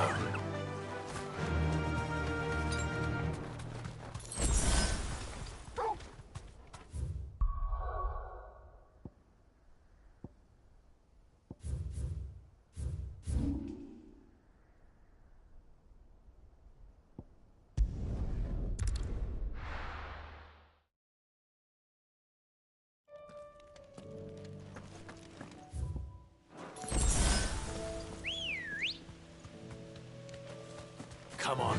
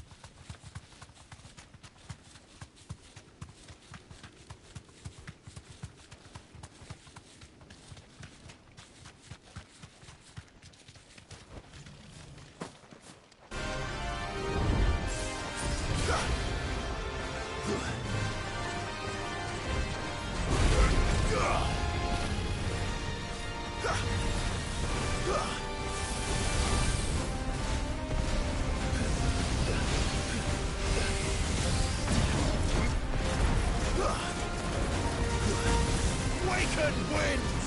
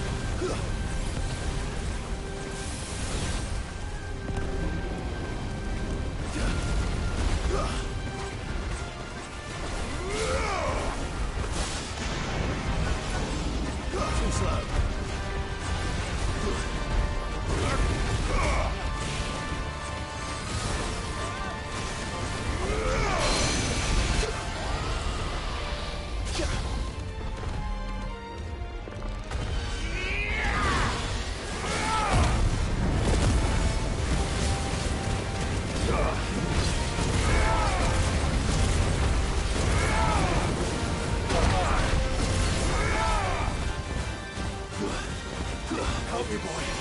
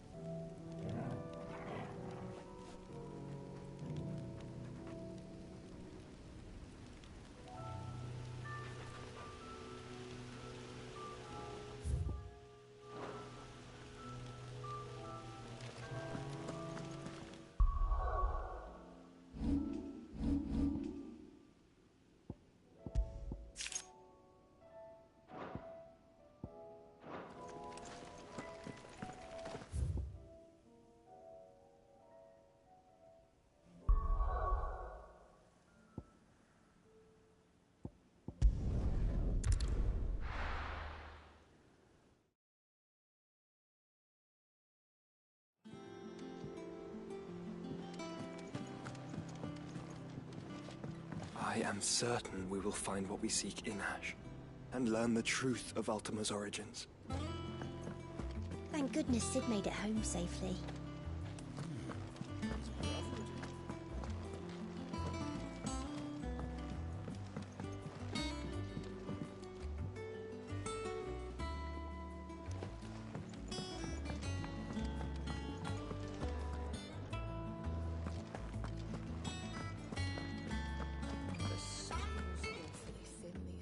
Aye, it's a dangerous world out there.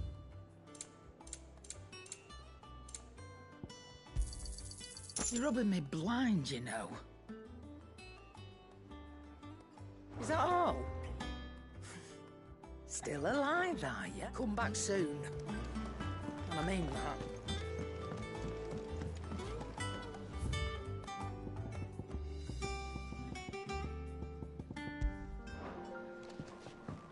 I heard talking.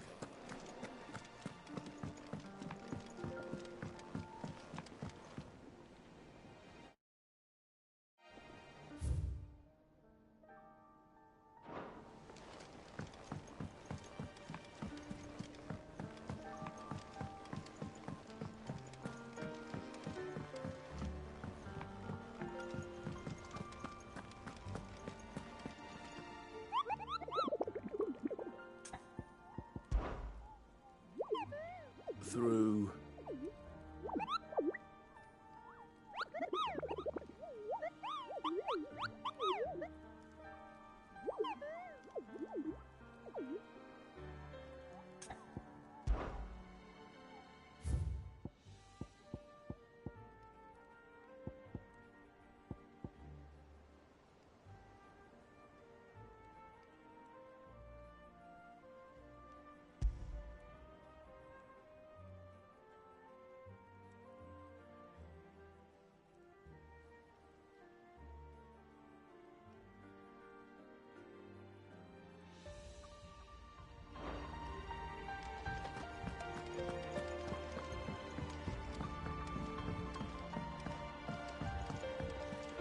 Covered in nicks and lumps, the lot of them.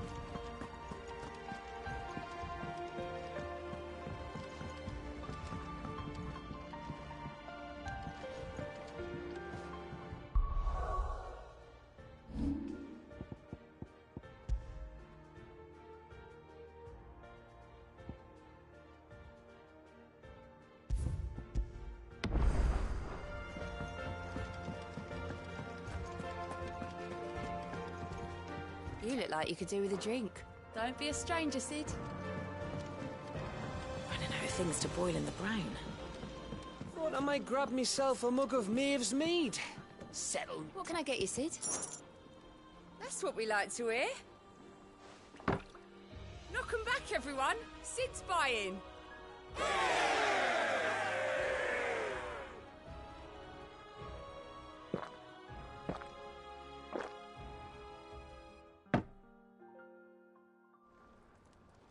Oh, keep your mug handy. Welcome back, Sid. Well, someone's in a good mood. Drink up, you lot. The next round's on Sid.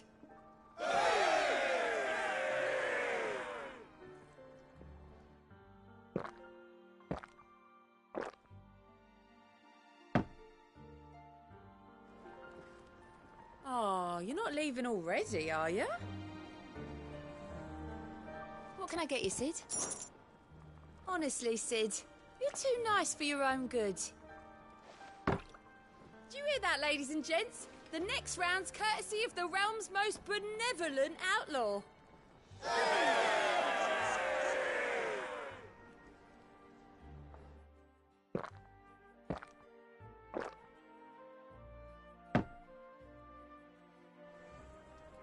Don't be a stranger, Sid. Welcome back, Sid. As if setting our people free wasn't enough. Good news, everyone. The casks have been liberated. Here's to Sid.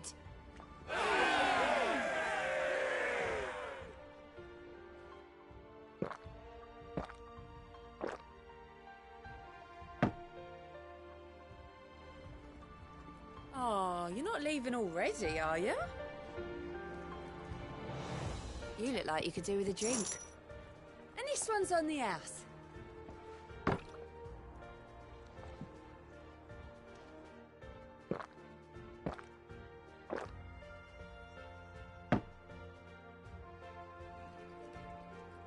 So, everyone knows our hideaway sits in the ruins of a fallen airship, right? And everyone knows that fallen ruins are indestructible, right? Well, riddle me this then. If they're indestructible, then how did they get ruined in the first place? And why does ours have so many leaks in it? Stumped? Then let me tell you a story. Long, long ago, there were these two airship captains who both liked to claim their vessel could fly higher than the others. And after arguing about it till they were blue in the face, they rallied their crews, pointed their bows heavensward and set off, soaring higher and higher and higher.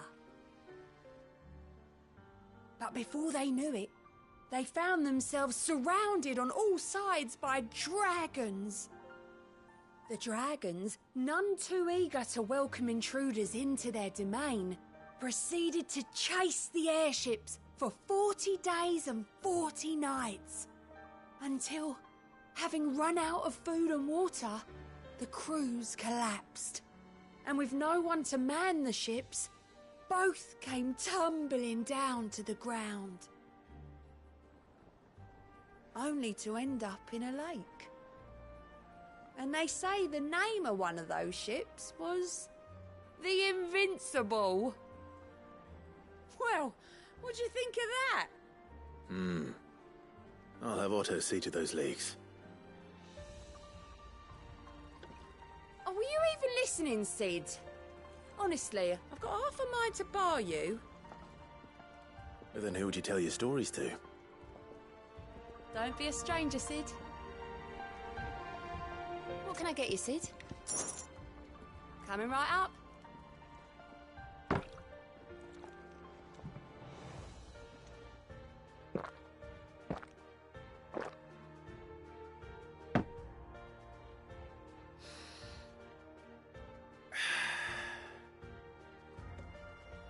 Oh, keep your mug handy.